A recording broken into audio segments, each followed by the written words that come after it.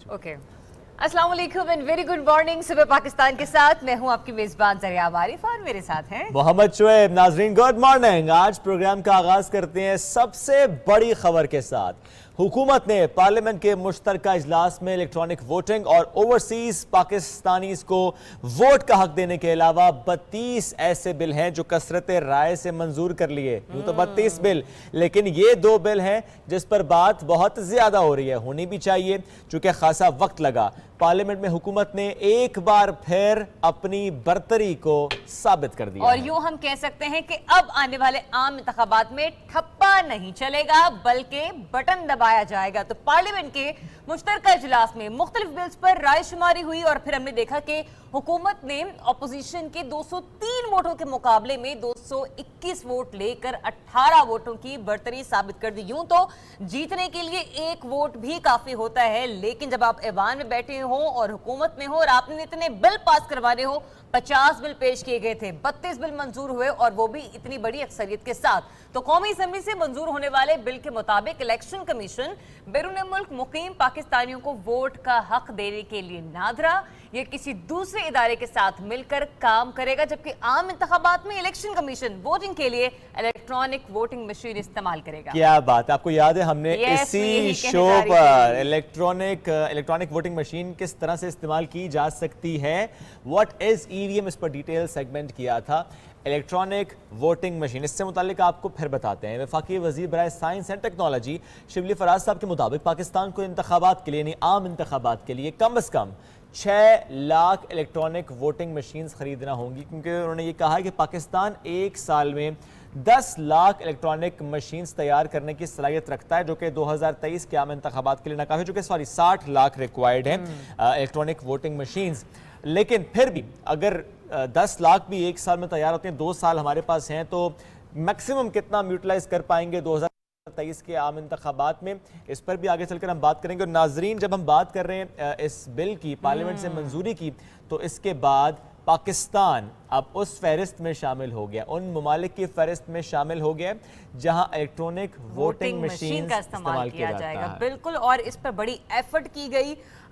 मैं यूं कहूंगी कि अभी इस वक्त वफाकी वजीर science and technology Shibli Faraz साहब हैं, उनकी तरफ से इस मामले को लेकर आगे जाया जा रहा है, लेकिन हमने देखा कि इस पर पहली आवाज वफाकी वज़ीर इत्तलात व नशरियात, जो कि उस वक्त के साइंस एंड टेक्नोलॉजी के मिनिस्टर थे, उन्होंने इस पर उठाई और बहुत सारे इलेक्शन के हवाले से जो इलेक्ट्रॉनिक वोटिंग मशीन हैं उनके सिलसिले में बात करना शुरू की गई।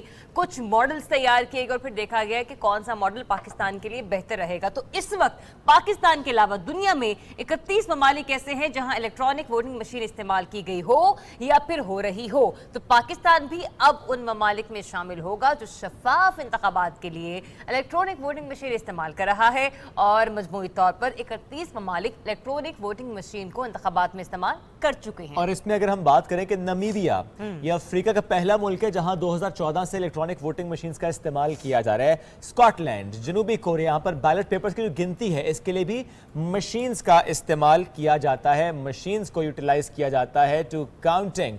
Argentina, Armenia, Austria, Bangladesh, Belgium, Mongolia, Iraq, Namibia, Russia, Bharat और अमेरिका समेत तकरीबन 31 ऐसे ममालिक जहां इलेक्ट्रॉनिक वोटिंग मशीन का इस्तेमाल या तो हो चुका है या अभी भी किया जा रहा है। ये तो हमने बात कर ली ईवीएम की, अब क्यों ना जरिया आप एक और बिल की बात की जाए। बिल्कुल, और एक ऐसा बिल जिसने सबके दिल जीत लिए होंगे, स्पेशली उन लोगों के दिल जीते हैं जो कि पाकिस्तान से बाहर रह रहे हैं। हम बात कर रहे हैं अपने ओवरसीज की, क्योंकि अब उन्हें भी वोट का हक मिल चुका है। तो पार्लियामेंट का जब जॉइंट सेशन हुआ गुज़िश्ता रोज, इस बिल की भी मंजूरी दी गई और इस बिल की मंजूरी के बाद न सिर्फ अपोजिशन की बल्कि ओवरसीज पाकिस्तानियों की खुशी भी दीदरी थी। जितनी भी सोशल मीडिया वेबसाइट्स है वहां पर जितने भी ओवरसीज पाकिस्तानी हैं उनकी तरफ से भी अपने ख्यालात का इजहार किया जाता रहा और इस बिल की मंजूरी को सराहा गया। लिहाजा बैरून मुल्क मुकीम 90 लाख पाकिस्तानियों को अब हक राय दही इस्तेमाल करने की इजाजत दे दी गई है और अब तक दुनिया में 50 से ज्यादा ममालिक अपने शहरियों को बैरून मुल्क से वोट कास्ट करने का हक दे चुके हैं, लेकिन इसके लिए हर मुल्क की तरफ से एक अलग कानून रखा गया। Let's see with the passage of time Pakistan में इस कानून का जो नफाज है वो किस तरीके से किया जाता है। लेकिन वज़ीर-ए-आज़म पाकिस्तान इमरान खान साहब ने 2015 में जो कहा था वो आज पूरा कर दिया। एग्जैक्टली बैरून मुल्क मुकीम पाकिस्तानियों को वोट का हक मिल गया। वोट का हक मिलने के बाद जो बैरून मुल्क मुकीम पाकिस्तानी हैं, अब वो शनाख्ती कार्ड नाइकॉब के जरिए पाकिस्तानी जो उनका एड्रेस है उसकी बुनियाद पर अपने हलकों में बतौर वोटर इंदराज करा सकेंगे। थोड़ा जायजा अगर लिया जाए तो आइंदा इंतखाबात के नताइज गेम चेंजर साबित हो सकते हैं, चूंकि हम देखते हैं कि चाहे वो कराची हो चाहे वो चित्राल, इसके दौरान जितने भी हलके हैं 100 से ज़ायद हलके ऐसे हैं तकरीबन जिनमें ओवरसीज़ पाकिस्तानियों का वोट बैंक बहुत ज़्यादा है। और अगर ये वोट बैंक इस्तेमाल होगा तो मरकज़ी और सूबाई असम्बलियों की तो तश्कील है इस पर भी असर पड़ सकता है, चूँकि एक रफ एस्टिमेट के मुताबिक केपी में, सिर्फ केपी में 25 से 30 हलके, पंजाब में 35 से 55 हलके, सिंध में 15 से 20 और बलूचिस्तान में 3 से 5 हलकों में ओवरसीज़ पाकिस्तानियों का एक बड़ा वोट बैंक है। और इंतखाबात के नताइज अपनी पसंद की पार्टी के मुताबिक ये लोग ला सकते हैं, तो बदल जब सकते ये हैं। कल बिल पास हुए ना शेब, उसके बाद पार्लियामेंटेरियंस की जो खुशी थी वो थोड़ी दीदनी थी। डेफिनेटली जब आप इतनी अक्सरियत के साथ वोट लेकर कामयाब हो जाए, फिर आप ये भी देखें कि एक तरफ ये कयास रायां हो रही हों कि असम्बलियाँ तहलील होने जा रही हैं, इन हाउस तब्दीली हो सकती है, ऐसा हो सकता है, वैसा होता है। ऐसे में जब ये बूस्टर मिलता है ना किसी भी गवर्नमेंट को, ख्वाब हो किसी भी पार्टी से उसकी वाबस्ता क्यों ना हो, तो एक अलग मोमेंटम बन जाता है। तो पाकिस्तान तहरीक-ए-इंसाफ को जो मिलने वाली बड़ी कामयाबी है, इस पर मुख्तलिफ पार्लियामेंटेरियंस ने अपने अपने रद्द अमल का इजहार किया है। किसने क्या कहा, जरा आप भी देखिए। अहम कानून साजी इजलास में हुई। काश अपोजिशन कवानीन को समझ के उन पर अपनी राय देती और जो बहुत उम्दा कवानीन है उनको वोट भी कर देती। शफाफ इंतखाबात को इस मुल्क में राइज करने के लिए ये कदम उठाया गया और पूरा कानूनी और ज़ाब्ते को फॉलो किया गया। मैं तमाम पार्लिमानी पार्टी को, जितने हमारे हलीफ हैं, उन सबको मुबारकबाद भी देना चाहूँगा। कोई भी वो कदम जो कि एक इलेक्शन को ट्रांसपेरेंट बनाने के लिए कोशिश की जाए और इस सब में सबका इत्तेफाक था कि टेक्नोलॉजी का इस्तेमाल जरूर हो। अफसोस हुआ है अपोजिशन के रोल पे कि काश वो भी अपना इस पे कुछ इनपुट देते हैं और अगर इसमें कुछ और बेहतरी की होती गुंजाइश तो भी करते हैं। पूरी कौम मेरे इस आवाज़ को सुने, मेरे इस पैगाम को सुने और मैं उनको मुबारकबाद पेश करता हूँ, क्योंकि टेक्नोलॉजी के जरिए एक ऐसा काम हो रहा है जिसके जरिए से गैर मुतनाज़ इलेक्शन खुदा के फजल से होगा और जितनी भी उरेंगे का जितना भी सारी चीज़ें जो ख़त्म हो जाएगी। तो आज जमहूरियत के लिए बहुत बड़ा दिन है, ये एक तारीखी दिन है और ख़ासकर बैरूनी मुल्क पाकिस्तानी। मेरी इतनी बड़ी फार्मिंग है बाहर की, मैं खुद 25 साल पे रहा हूँ और कितने खुश हैं। मेरा टेलीफोन जो है तकरीबन जो है फुल हो चुका है कि बाहर से लोग जो खुशी के इजहार कर रहे हैं और कहते हैं कि अल्लाह ताला का शुक्र है कि इमरान खान की क़यादत के अंदर इतना बड़ा काम है। प्रेसिडेंट ऑफ पाकिस्तान को मुबारकबाद देता हूँ। मेरे साल जब मैं पार्लिमानी उमूर का वजीर था, 2 साल उसने बाकायदा हर हफ्ते इस EVM के लिए और एक इंतखाबी इस्लाहात के लिए जितना टाइम उन्होंने दिया, और मैं समझता हूँ कि इमरान खान की बहुत बड़ी ये जुर्रत का मुजाहरा था कि एक कदम पीछे नहीं हटा। और अल्लाह ताला का शुक्र है कि हमने भी ये साबित किया कि हाँ, हमने इलेक्शन कमीशन को आज़ाद करना है, खुद मुख्तियार बनाना है उसको, और इन इस्लाहात के साथ जो है नया आने वाला दिन पाकिस्तान की तारीख के अंदर एक रोशन दिन हो। पाकिस्तान की जमहूरियत अब एक नए दौर में दाखिल हो गई है। वो दौर जिसमें कि हारने वाला हार नहीं मानता था और मुख्तलिफ किस्म की एक्विजिशंस होती थी, तो अब उसका खात्मा हुआ। अब जमहूरियत भी मजबूत होगी और जो हारने वाला है वो भी हार मान लेगा और जो जीतने वाला है उसकी जीत में एक इखलाकी कुव्वत होगी। तो हम समझते हैं कि ये पाकिस्तान की जमहूरियत को भी मजबूत करेगा, पाकिस्तान के ऐवान का भी वक़ार बुलंद करेगा। 2015 में प्राइम मिनिस्टर खान साहब की एक ट्वीट थी कि मैं जो कुछ भी हो सके मैं करूँगा और ओवरसीज़ पाकिस्तानीज़ को वोट का हक दिला के दूँगा, और अल्हम्दुलिल्लाह वो भी वादा पूरा हो गया। सारे ओवरसीज़ पाकिस्तानी इसमें बड़ी मेहनत की है गवर्नमेंट ने, ख़ास तौर पे PM साहब ने बड़ा लीड किया है इसको और सब ने कंट्रीब्यूट किया है कि ये हो सके।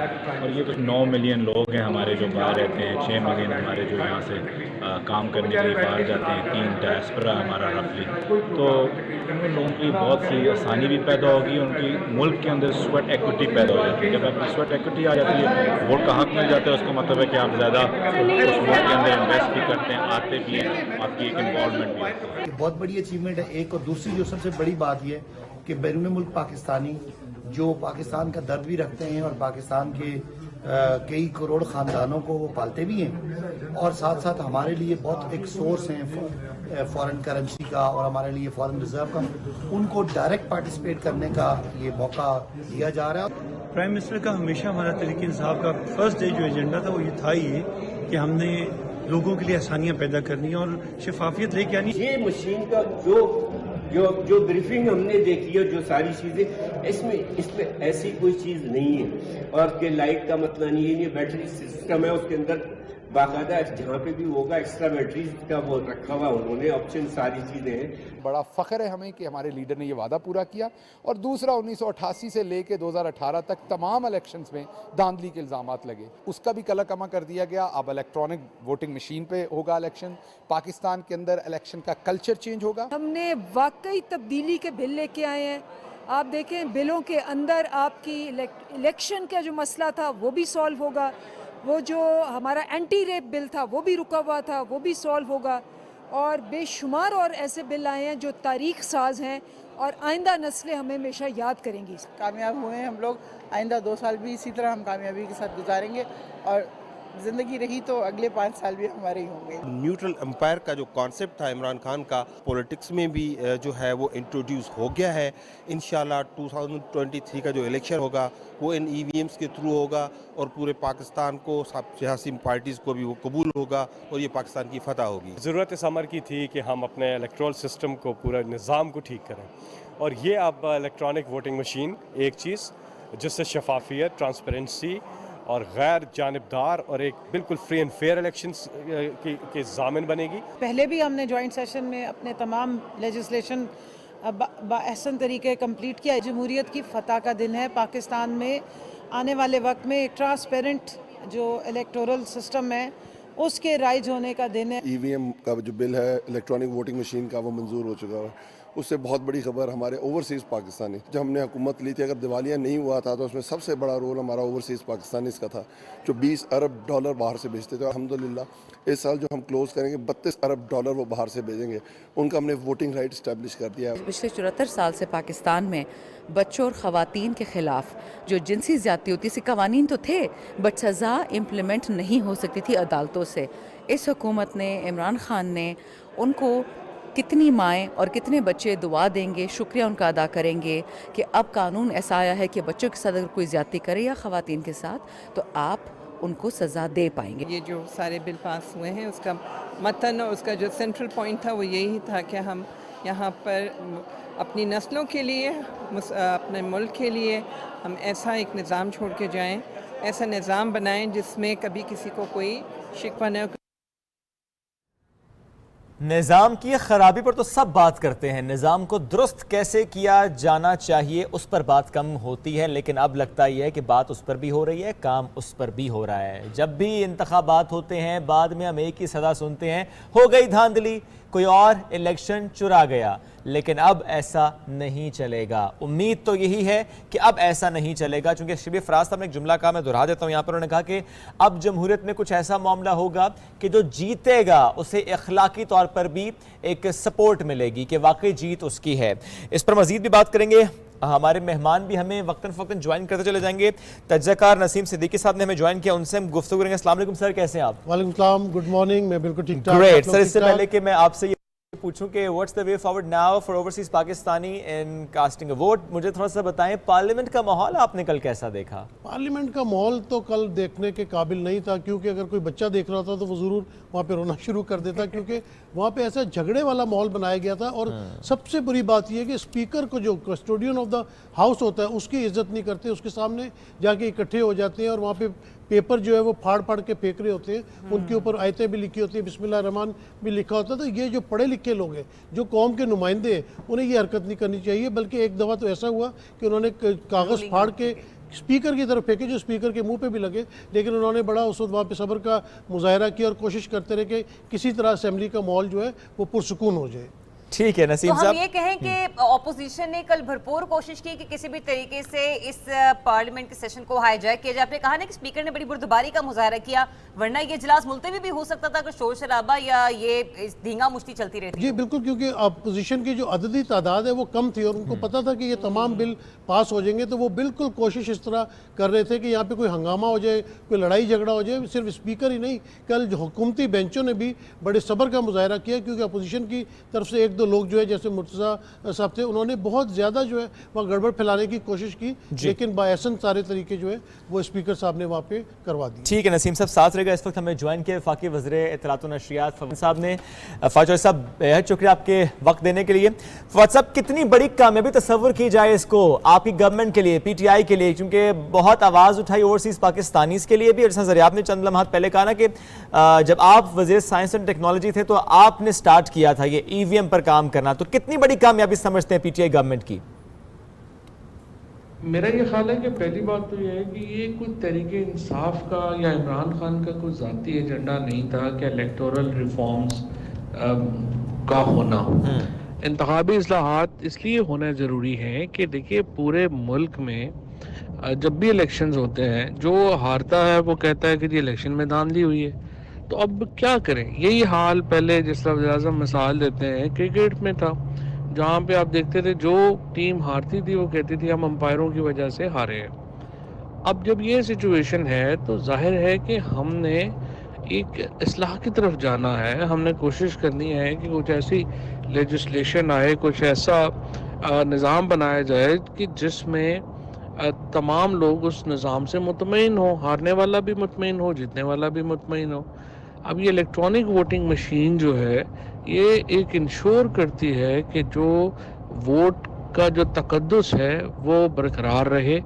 हमेशा जो जब ये बना था कमीशन इनका जस्टिस नासिर मुल्क का, तो उसमें कहा गया कि जो 70% झगड़े हैं वो होते हैं जब इलेक्शन की पोलिंग ख़त्म होती है और इलेक्शन रिजल्ट अनाउंस होता है इसके दरमियान। ये EVM इंश्योर करती है कि जो ही पोलिंग का वक्त ख़त्म हो उसके साथ ही नताइज आ जाए, तो वो वक्त ही नहीं होता उसमें झगड़े का। लिहाजा ये जो एक ट्रांसपेरेंसी है जो टेक्नोलॉजी लाती है इंतखाबी निज़ाम को, वो हमारे लिए बहुत ज़रूरी है और इस पर पूरी कौम की ये कामयाबी है, ये सिर्फ इमरान खान की या तरीके इंसाफ की कामयाबी नहीं। Thank you so much Fawad Chaudhry साहब अपना वक्त देने के लिए। कोशिश तो थी कि आपसे ज़रा मजीद बात कर सके, लेकिन बताया जा रहा है कि आप थोड़े से मसरूफ़ हैं और मजीद जो कल पास होने वाले बिल हैं उस पर भी अब डेवलपमेंट का काम जारी है, तो लिहाजा हम इस पर भी मजीद कोशिश करेंगे कि आने वाले प्रोग्राम्स पे इस पर न सिर्फ डिटेल डिस्कशन आपसे हो सके, बल्कि इलेक्ट्रॉनिक वोटिंग मशीन को एक बार फिर से हम कोशिश करेंगे कि सुबह पाकिस्तान की जीनत बनाया जाए और आपको फिर से दिखाया जाए कि किस तरह से ये अमल जो है वो मुमकिन हो पाएगा कि आप किस तरह से अपना वोट ईजीली कास्ट कर सकेंगे। तो मेरे ख्याल से हमाद अज़ीज़ साहब से भी बात कर लेते, कहा जा रहा है कि वो भी हमें ज्वाइन कर रहे हैं, और वज़ीर तवानाई हमाद अज़ीज़ साहब ने हमें ज्वाइन किया। अस्सलाम वालेकुम and very good morning sir. Sir ji, ये जो कल का बिल पास हुआ है, एक नहीं दो नहीं 32 के 32 बिल पास हो गए 50 में से, तो पार्लियामेंट के जो मुश्तरका इजलास हुआ, हुकूमत को मिलने वाली कामयाबी को हम ऑपोजिशन की कितनी बड़ी हार तस्वुर करें, ये बताइए जरा। देखें, ये जब भी चंद महीने गुजरते हैं तो अपोजिशन कोई एक नया वार करती है हुकूमत पे। कोविड के दौरान भी किया, जब मौलाना फजलुर रहमान धरना लेके आए तब भी किया, जब पुलवामा का ये वाक़या चल रहा था तब भी किया। इसके अलावा और भी बड़े वाक़यात हैं और हमेशा अपोजिशन को मात हुई, क्योंकि इनकी आपस की जो मिली भगत है वो भी मुनाफिकत के ऊपर ही खड़ी है और इनके पास कोई एजेंडा या कोई ऐसी इशू या आइडियोलॉजी नहीं जिसकी बुनियाद पर ये आज हुकूमत की मुखालफत कर रहे हैं। तो अब पहली मरतबा ऐसे हुआ है कि पाकिस्तान में एक ईमानदार वज़ीर आज़म और उनकी एक ईमानदार टीम जो है वो सामने आई है, जबकि अपोजिशन जो है इनके चेहरे जो हैं वो बेशुमार करप्शन के दागों से दागदार हैं। और अब ये बार बार ऐसी कोशिशें करते हैं और इस मरतबा भी इनका ख्याल था कि ये जॉइंट सेशन में हमें कामयाबी नहीं होएगी, और हम हमेशा से ही अल्हम्दुलिल्लाह कॉन्फिडेंट रहे हैं। हमें पता था कि हमारा इत्तेहाद बरकरार है और हमारी सफ़ों में बिल्कुल जो है वो किसी किस्म की भी कोई कमी नहीं है। तो ये एक दफ़ा फिर इन्होंने कोशिश की, एक दफ़ा फिर ये नाकाम हुए, और अब मैं समझता हूँ कि ये इतनी बार कोशिश करके नाकाम हो चुके हैं कि आइंदा से शायद पब्लिक भी और सियासी कुव्वतें भी इनको संजीदगी से नहीं लेंगी, और यही इनकी सबसे बड़ी हार है। अच्छा हमाद साहब, आपने हुकूमती सफ़ों की बात की, तो इसीलिए मैं ये सवाल करने जा रहा हूँ कि जो बातें की जाती हैं और स्पेशली इस वक्त ये बात की जा रही है, हुकूमत जा रही है, इन हाउस तब्दीली की बातें हो रही हैं, तो बिलों की मंजूरी के बाद, कल के माहौल के बाद जो अददी बरतरी पीटीआई को हासिल हुई है, क्या हम ये समझें और ये कहा जाए कि वो क़यास आराइयाँ दम तोड़ गई? हमाद साहब, जब से हम 2018 से पाकिस्तान तहरीक इंसाफ की हुकूमत वजूद में आई है, तो तब से 2-2 महीने 3-3 महीने का ये ऑपोजिशन जो है ये टाइम दे रही है। और ये क्योंकि इनकी अपनी पार्टियां जो हैं वो उनकी ग्रास रूट के ऊपर काफ़ी मायूसी है, वो डिसइंटीग्रेट हो रही हैं। तो आप देखें ना, पाकिस्तान पीपल्स पार्टी जो है वो सिंध में भी महदूद होती जा रही है। पाकिस्तान मुस्लिम लीग नून जो है वो खैबर पख्तूनख्वा से ख़त्म हो चुकी है। गिलगित बल्तिस्तान का और आज़ाद जम्मू एंड कश्मीर का इलेक्शन बुरी तरह हार चुकी है। तो शायद ये अपने ही लोगों को दिलासे देने के लिए और अपने ही लोगों को के मोरल बूस्ट करने के लिए ये 2-2, 3-3 महीने का नारा लगाते हैं कि हुकूमत जा रही है, और ये खुद भी इनकी क़यादत शायद उसमें यकीन नहीं कर रही होती। तो अब ये इतनी बार, जैसे मैंने पहले कहा, ये इतनी बार ये ड्रामा रचा चुके हैं कि अब इनकी किसी बात में, किसी ऐसी प्रेडिक्शन में या पेशन गोई में कोई संजीदगी रह नहीं गई और कोई वजन बाकी रह नहीं गया। और ये जाहिर है कि ये अब इस मरतबा फिर जब इन्होंने ये एक पेशन गोई की थी कि ये जी जॉइंट सेशन में कामयाब नहीं होंगे, और हुकूमत जो है वो पहले से भी ज़्यादा मजबूत होकर सामने आई है, तो अब ये तमाम पेशन गोइयाँ भी जाहिर है कि एक मरतबा फिर हिस्ब रवायत दम तोड़ जाएंगी। ठीक है हमारे साथ, थैंक यू वेरी मच, साथ मौजूद थे आप, इससे मुतालिक हमसे गुफ्तगू करते। इससे पहले कि इस टॉपिक पर मजीद बात करें, बराह रास्त आपको लेकर चलते हैं। वज़ीर-ए-आज़म की मुआविन खुसूसी डॉक्टर सानिया निश्तर साहिबा इस वक्त मीडिया से गुफ्तगू कर रही हैं। प्रोग्राम है, उसमें हुकूमत पाकिस्तान की तरफ से 1000 रुपये की रियायत दी जा रही है 3 अशराए खुर्दनी पे घी या तेल, आटा और दालों पे। जो अहल ख़ानदान होंगे वो अपनी मर्ज़ी से ले सकेंगे, जितने वो किलो लेना चाहते हैं आटा, जितना वो किलो लेना चाहते हैं दालें, और जितने लीटर वो घी और किलो तेल लेना चाहते हैं, मगर 1000 रुपये की सब्सिडी तक वो लागू होगी। 22 रुपये फ़ी किलो आटे पे सब्सिडी है, 55 रुपये फ़ी किलो दालों पे सब्सिडी है, यानी कि रियायत है, और 105 रुपये जो है वो तेल या घी पे रियायत दी जा रही है। हुकूमत पाकिस्तान की तरफ से वज़ीर-ए-आज़म की ख़ास हिदायत पे ये प्रोग्राम बहुत ही फ़ास्ट ट्रैक बेसिस पे इस पे अमल दरामद हो रहा है। इस वक्त रजिस्ट्रेशन का अमल जो है वो जारी है। किराना मालिकान की अलहदा रजिस्ट्रेशन हो रही है, और जो घराने इससे मुस्तफ़ीद होना चाहते हैं उनकी अलहदा रजिस्ट्रेशन हो रही है। दोनों किराना मालिकान और घरानों के लिए ये लाजिम है कि जो मोबाइल फ़ोन की सिम है वो उसी का शिनाख्ती कार्ड पर रजिस्टर हो जिस शिनाख्ती कार्ड से वो रजिस्ट्रेशन करेंगे। और इसके साथ साथ किराना मालिकान का नेशनल बैंक ऑफ पाकिस्तान में अकाउंट भी होना ज़रूरी है, और उनके पास स्मार्टफ़ोन होना भी ज़रूरी है। मैं जिस दुकान में हम जा रहे हैं वहाँ किराना मालिकान बहुत मुतहरिक हैं, उनके पास स्मार्टफ़ोन भी है, डेटा पैकेजेस के इस्तेमाल से भी वो मानूस हैं, और वो एक बहुत बड़ी किराना मालिकान की तादाद इस प्रोग्राम में इस वक्त शरीक हो चुकी है, और अगले 2 हफ्तों में भी ये अमल जारी रहेगा। कल से हम इंशाअल्लाह 8171 का जो मैसेजिंग सर्विस है एहसास की, उसको भी खोल देंगे। ये मैं पहली दफ़ा बता रही हूँ। मैं चाहूँगी कि तमाम जो हमारे साथी हमारे साथ आज सफ़र में शरीक हैं वो बार बार इसको अपने टीवी चैनल्स पे चलाएं कि इंशाअल्लाह कल से 8171 की जो मैसेजिंग सर्विस है वो खुल जाएगी, और जो घराने इस रियायत प्रोग्राम से मुस्तफ़ीद होना चाहते हैं वो अपना शिनाख्ती कार्ड नंबर 8171 पर SMS करके हम रजिस्टर हो सकेंगे।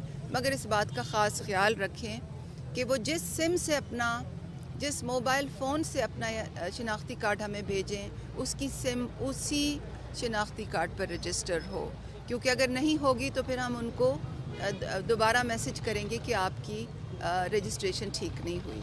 तो ये कि शहर की हद तक तो ठीक है, क्योंकि यहाँ अक्सरियत जो लोगों की रिहाइश पजीर है देहातों में, तो देही इलाकों के लिए इसमें एहसास प्रोग्राम में या जो आपका ये राशन प्रोग्राम है उस हवाले से क्या है, चूँकि 50,000 की आबादी यहाँ 3 लाख की आबादी सराउंडिंग में है जो देही इलाके हैं, बहुत अच्छा तो उनके आपका लिए क्या सजेस्ट किया? बहुत अच्छा आपका सवाल है।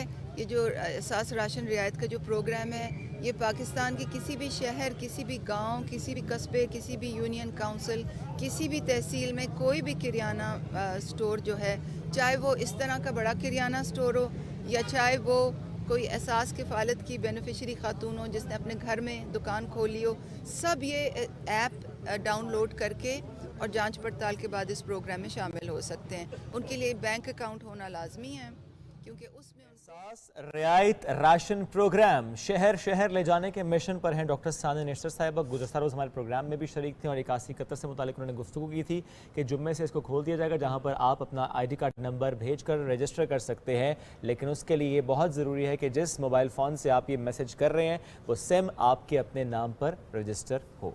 और मज़ीद गुफ्तगू को आगे बढ़ाएंगे। इससे पहले हम जिन टॉपिक्स पर बात कर रहे थे गुज़श्ता रोज़ के पार्लियामेंट के जॉइंट सेशन के हवाले से जो बिल मंजूर हुए उनके हवाले से, सिद्दीकी साहब आपने हमारे क्या कहते हैं मिनिस्टर साहब की गुफ्तगू सुनी, फिर आपने हमाद साहब की भी गुफ्तगू सुनी। आपको याद होगा भी जब आप आने लगे शो में तो मेकअप रूम में ज़रा आपसे थोड़ी सी गुफ्तगू हो रही थी। मैं चाहूँगी कि ज़रा यहाँ पर हम खुल उस मामले पर बात करें।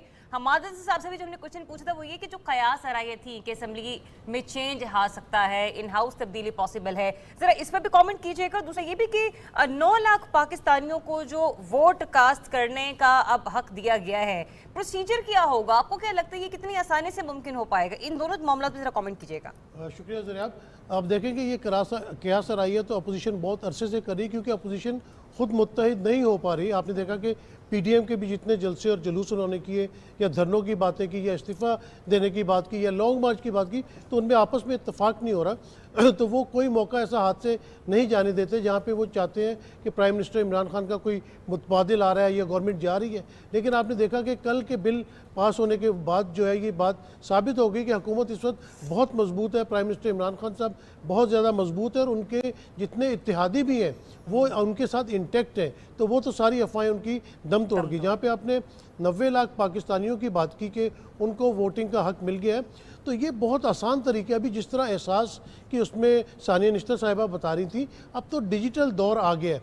जितने भी ओवरसीज़ पाकिस्तानी हैं आप उनको रजिस्टर करेंगे, उनकी ईमेल एड्रेस लेंगे और उसके आप ऊपर कोई भी लिंक बना के भेज देते। जैसे मैं इतने अरसे बाहर रहा, अगर मैं बिज़ी होता था तो हमें पहले से ख़त आ जाता था कि अगर आप पोस्टल वोटिंग करना चाहें तो हम आपको पोस्टल वोट आपके घर भेज देंगे।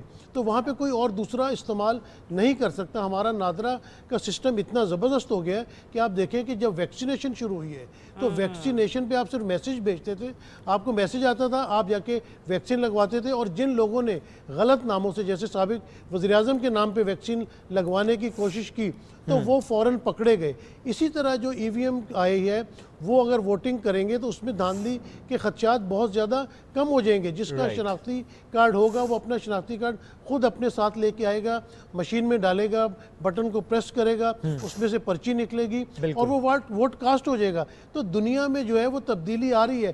पहले वो हम जो उंगली से घुमाने वाला फ़ोन इस्तेमाल करते थे, फिर दूसरा बड़ा पाकटिल का फ़ोन आ गया। अब आप देखें कि बड़े स्मार्टफोन आए हुए हैं और पूरी दुनिया में इस्तेमाल हो रहे हैं। तो अब पर पाकिस्तान में भी इस्तेमाल होंगे और होने चाहिए। नसीम साहब थैंक यू वेरी मच, साथ मौजूद थे आप और इससे मुतालिक अपना तज्जिया देते। प्रोग्राम में हमें ज्वाइन किया उस शख्सियत ने जिसके हवाले से मैं कह सकता हूँ कि अगर इमरान खान साहब के बाद किसी शख्स को बहुत ज़्यादा खुशी हुई होगी इस खबर की तो वो हैं जुल्फी बुखारी साहब। जुल्फी बुखारी साहब thank you very much for joining us today. एक तो मुबारकबाद, ज़रा आपने ओवरसीज़ पाकिस्तानी का मुकदमा लड़ा, आई मस्ट से दैट।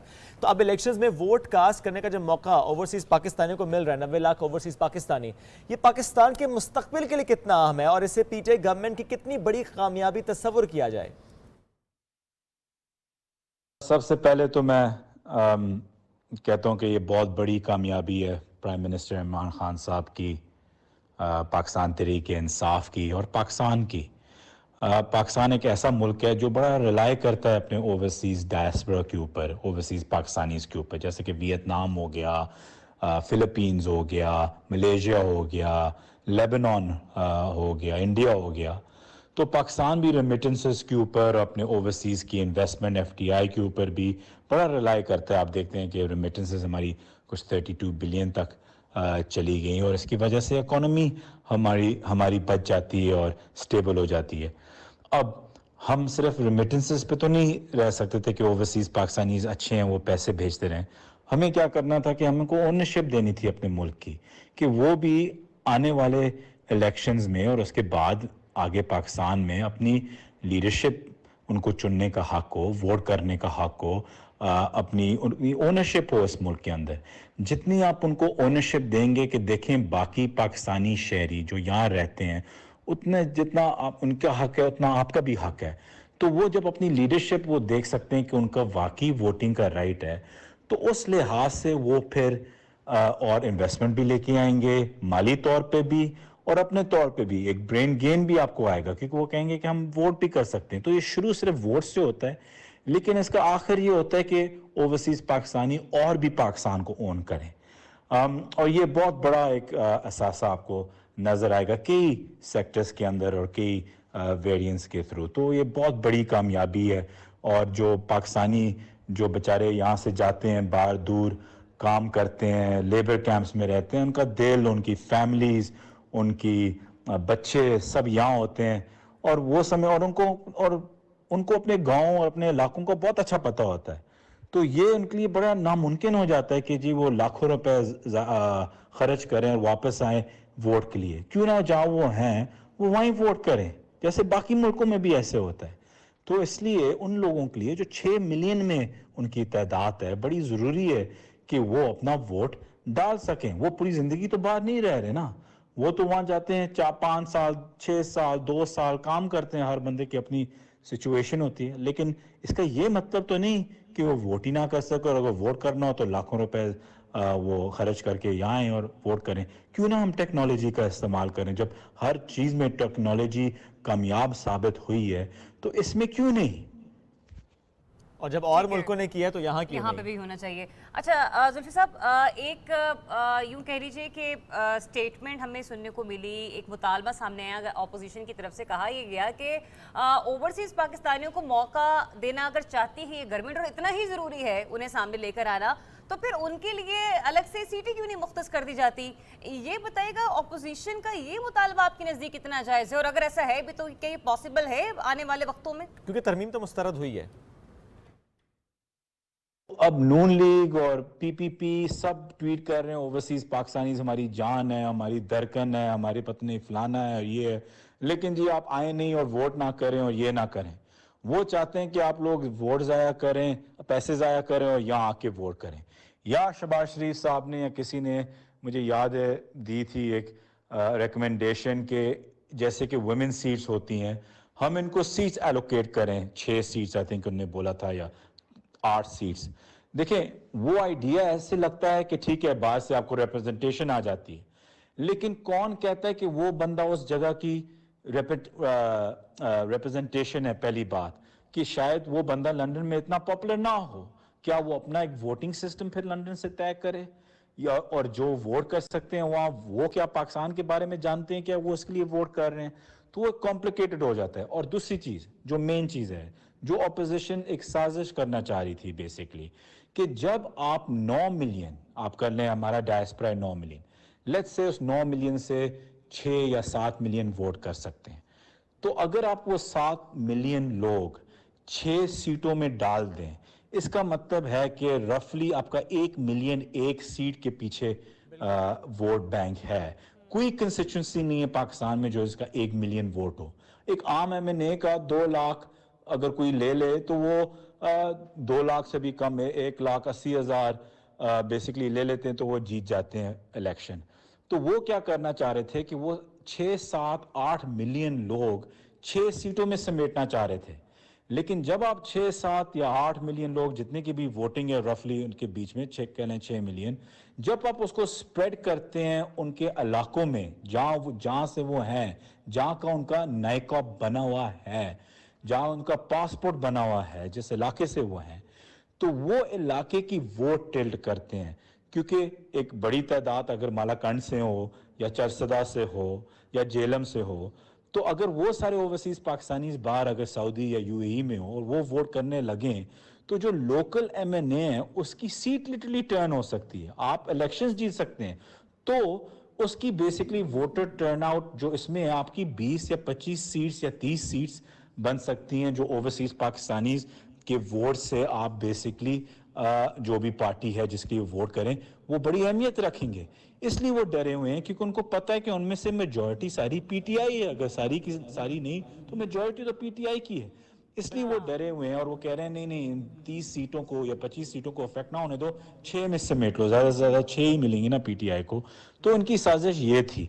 और आप एक बंदे को क्यों महरूम करें कि वो अपने इलाके के लिए वोट करें? वो क्यों एक सिलेक्टेड सीट के लिए या कोटा सिस्टम के लिए वोट करें? वो अपने इलाके के लिए वोट करें। वो वहीं पड़ा बड़ा हुआ है, वहीं से बाहर गया है, नौकरी की है, वो वहां बाहर तो नहीं पैदा होके उसको नहीं पता कि कौन से इलाके का है। और अगर हुआ भी हो, मैं भी बाहर पैदा हुआ हूँ, लेकिन मुझे एग्जैक्टली पता है कि अटक में क्या है। मैं आज अटक में काम कर रहा हूँ, मैं शायद आगे जाके इलेक्शन लड़ूं वहां से, तो इससे कोई फर्क नहीं पड़ता। लेकिन ये क्या कर रहे थे कि वो ओवरसीज पाकिस्तानी को 5-6 सीटों में समेट रहे थे, जब उनका पूरा हक है कि जहां से भी हैं अपने इलाके से वो वोट करें। चलें, इस बार ये गवर्नमेंट ऑफ पाकिस्तान और पाक इंसाफ की गवर्नमेंट ने ये मौका दे दिया। बहुत शुक्रिया आपको जुल्फी बुखारी साहब अपना वक्त देने के लिए। बड़ी डिटेल के साथ ना सिर्फ आपने अपोजिशन की तकलीफ हमें यहाँ पर बयान की है, बल्कि हम ये भी कह सकते हैं कि ओवरसीज पाकिस्तानी इनके वोट का इंतखाब पाकिस्तानी मईशत के लिए, पाकिस्तान के लिए किस हैसियत का हामिल है, ये भी आपने हमें डिटेल में बताया। और इसी पर हम लोग बात करेंगे एक ओवरसीज पाकिस्तानी खुर्शीद भली साहब, प्रेसिडेंट पीटीआई न्यूयॉर्क हमारे साथ मौजूद हैं, जरा उनसे बात कर लेते हैं। बिल्कुल, चूंकि ओवरसीज पाकिस्तानियों की आवाज़ है, आप सर गुड मॉर्निंग कहेंगे आपको, वेलकम टू द शो। इस खबर की जो खुशी पाकिस्तान में है सर, आई एम श्योर इसकी खुशी का लेवल ही कुछ अलग है बाहर ममालिक में बसने वाले पाकिस्तानियों के लिए, उनके दिलों से दुआएं निकल रही हैं। थोड़ा शेयर कीजिएगा, सेंटिमेंट्स क्या है? जी, आज तो मैं समझता हूं कि ओवरसीज पाकिस्तानियों के लिए बहुत बड़ा दिन था। पहले तो बहुत शुक्रिया आपने मुझे लिया। आज मैं न्यूयॉर्क में रहता हूं। न्यूयॉर्क में जितने भी एक्टिविस्ट हैं, जितने ओवरसीज पाकिस्तानी हैं, वो सब के सब वीडियो मैसेजेस छोड़ रहे थे, एक दूसरे को मुबारकबाद दे रहे थे। आज कल 2-3 दिनों में बहुत ज्यादा प्रोग्राम्स होने जा रहे हैं। तो ये ओवरसीज पाकिस्तानियों की ये बड़ी दरीना ख्वाहिश थी।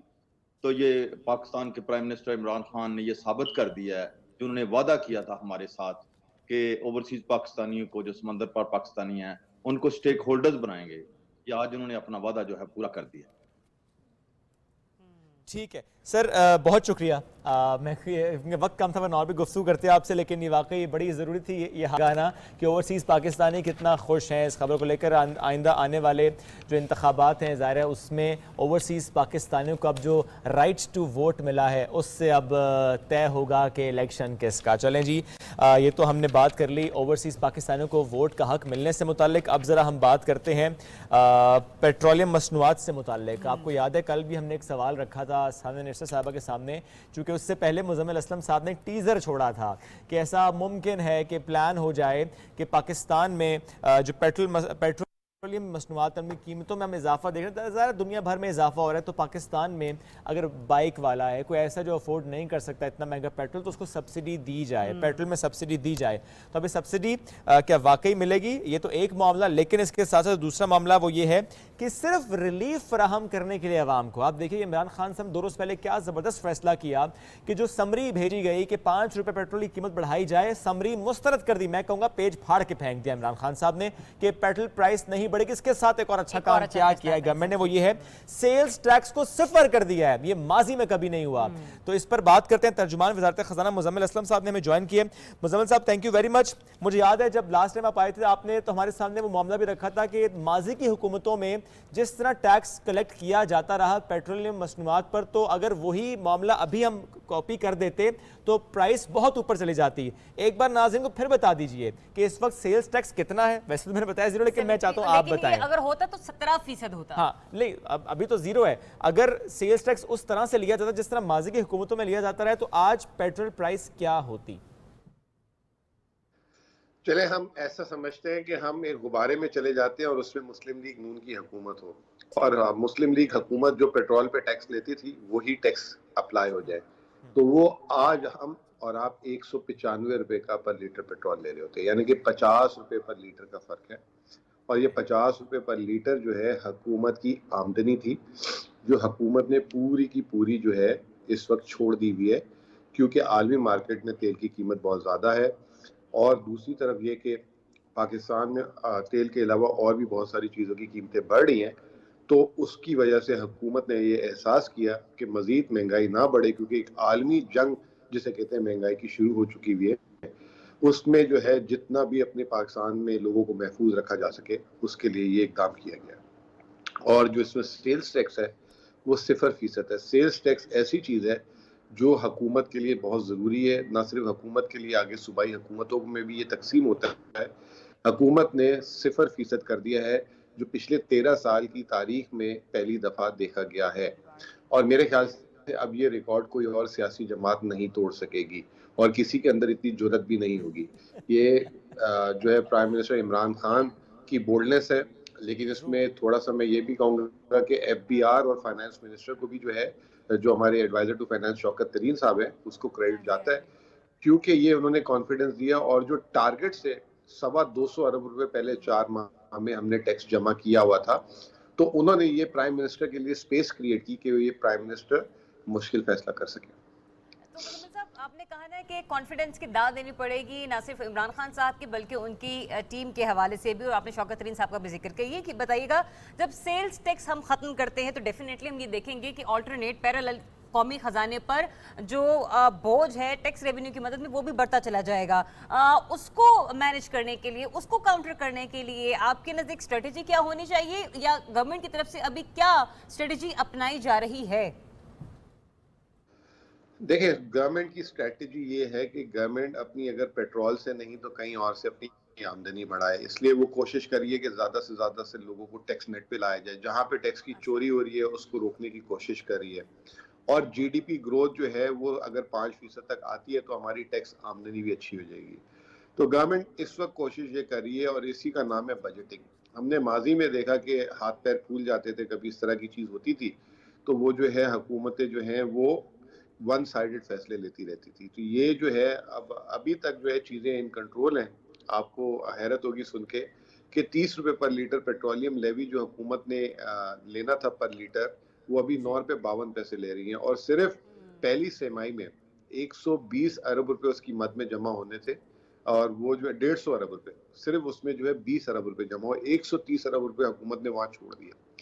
तो कोशिश यही हो रही है कि अपनी आमदनी बढ़ाई जाए, और अभी तक हम कामयाब हैं, क्योंकि जैसे मैंने आपको बताया कि हमारे टैक्स महसूलात जो हैं वो हदफ से ऊपर जमा हुए हैं, और दुआ करें कि ये हम इसी तरीके से चलते रहे, तो जो है प्राइम मिनिस्टर के पास जगह होगी, इस तरह की रिलीफ वो ज़रूर देंगे। वो दूसरों की तरह नहीं होंगे कि जो है गैर ज़रूरी प्रोजेक्ट शुरू करके अपनी आमदनी जो है या अपने सियासी मफादात को डील करें। वो इस वक्त कौम को देख रहे हैं, और वो ये भी नहीं देख रहे कि 2023 उनका हदफ है इलेक्शन का।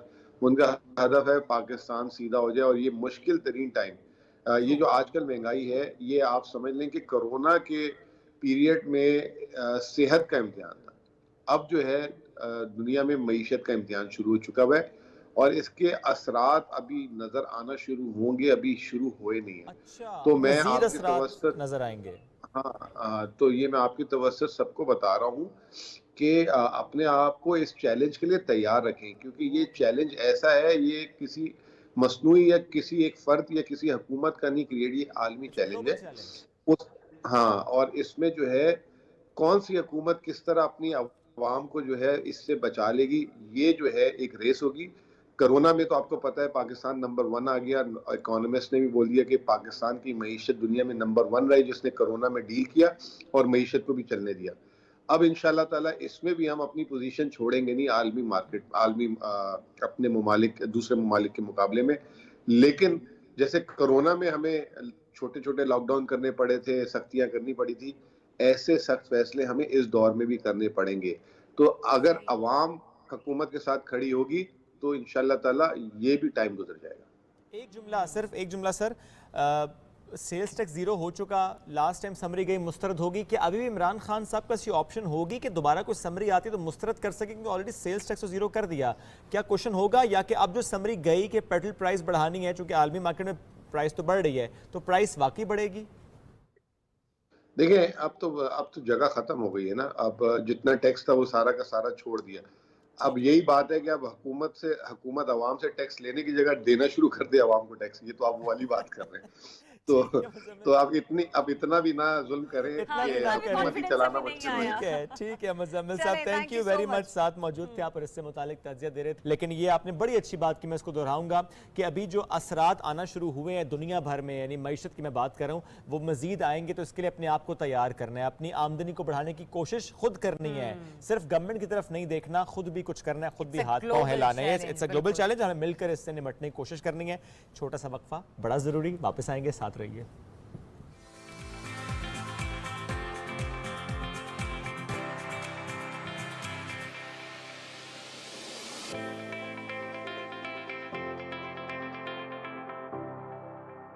जी वेलकम बैक। ब्रेक के बाद आपको एक बार फिर से खुशामदीद कहते हैं और हम डेफिनेटली हम एक ब्रेक पर जाते हैं, इसलिए आपको छुट्टी देकर जाते हैं, जैसे कि मैं हमेशा कहती हूँ, ताकि आप लोग अपने खाने पीने का एहतमाम कर ले और इंतजाम कर ले। जिसने ब्रेकफास्ट नहीं किया वो अपना ब्रेकफास्ट रेडी कर ले। वैसे शुएब, ब्रेकफास्ट में आपको क्या क्या पसंद है?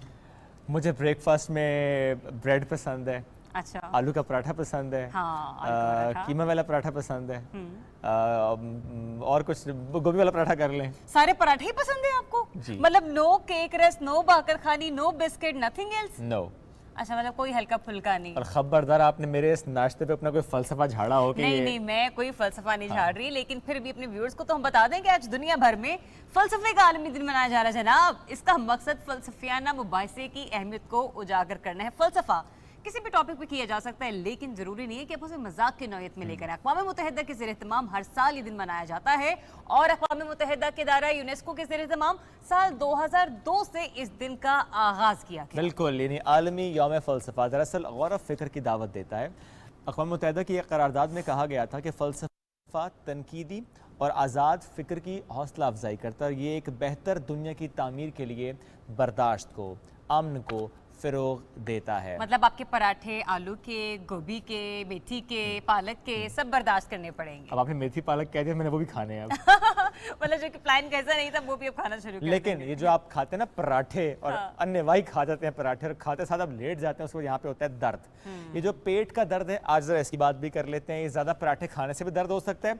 पराठा खाने के बाद जो आप पानी पी लेते हैं, यानी खाने के बाद जो पानी पी लेते हैं, उसके बाद आप लेट जाते हैं, दर्द होता है।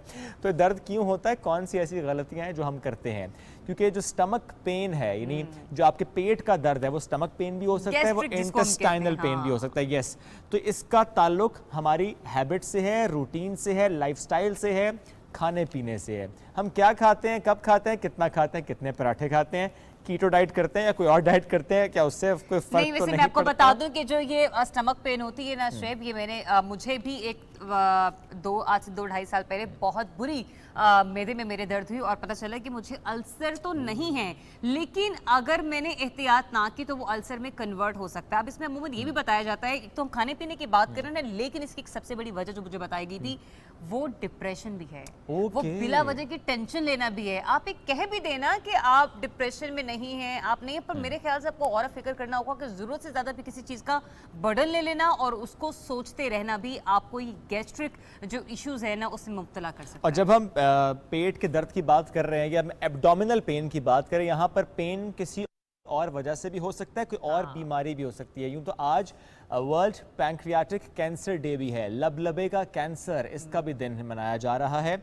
इसके दिन मनाने का मकसद क्या है कि लोग जान सकें कि लबलबे का जो कैंसर है वो क्यों होता है, पाकिस्तान में इसकी प्रेवलेंस क्या है, उसके मुतालिक आपको बताएंगे। अगर वो तक 600 पेशेंट्स भी इसके हों तो फिर भी तादाद बहरहाल ऐसी है जिस पर बात करनी बहुत ज़्यादा ज़रूरी है। हम जब कैंसर की बात करते हैं तो हम ब्रेस्ट कैंसर के लिए पिंक रिबन लगाते हैं, तो पैंक्रियाटिक कैंसर के लिए, लबलबा के कैंसर के लिए हम पर्पल कलर का जो रिबन है वो लगाते हैं इसकी आगाही के लिए। अब मैंने रिबन तो नहीं लगाया तो मैंने सोचा पूरा पर्पल ड्रेस पहन। क्या बात है आपकी, क्या बात है। तो ये पैंक्रियाटिक कैंसर की भी आज हम बात कर रहे थे, लेकिन चूंकि गुफ्तगू का आगाज हुआ था एब्डोमिनल पेन की, और जो आपने बात की ना, अल्सर तो नहीं था, अल्सर जैसा मामला हो सकता था, ये वाकई ऐसा है ज़रियाब। और एक डॉक्टर साहब से मेरी इस पर गुफ्तगू, उन्होंने कहा कि पाकिस्तान में जो लाइफस्टाइल है लोगों का, अगर सबका भी टेस्ट करें तो हर दूसरे शख्स में शायद ये सिम्टम्स पाए जाएंगे, क्योंकि हमारा वाकई लाइफस्टाइल ऐसा है जिसकी वजह से हम सारे कभी ना कभी कभी इस पेन से जो है वो गुजरते हैं और इसके लिए हमें आप अपना कभी ना कभी लाइफस्टाइल की बात करें, मुझे तो लगता है शायद महीने में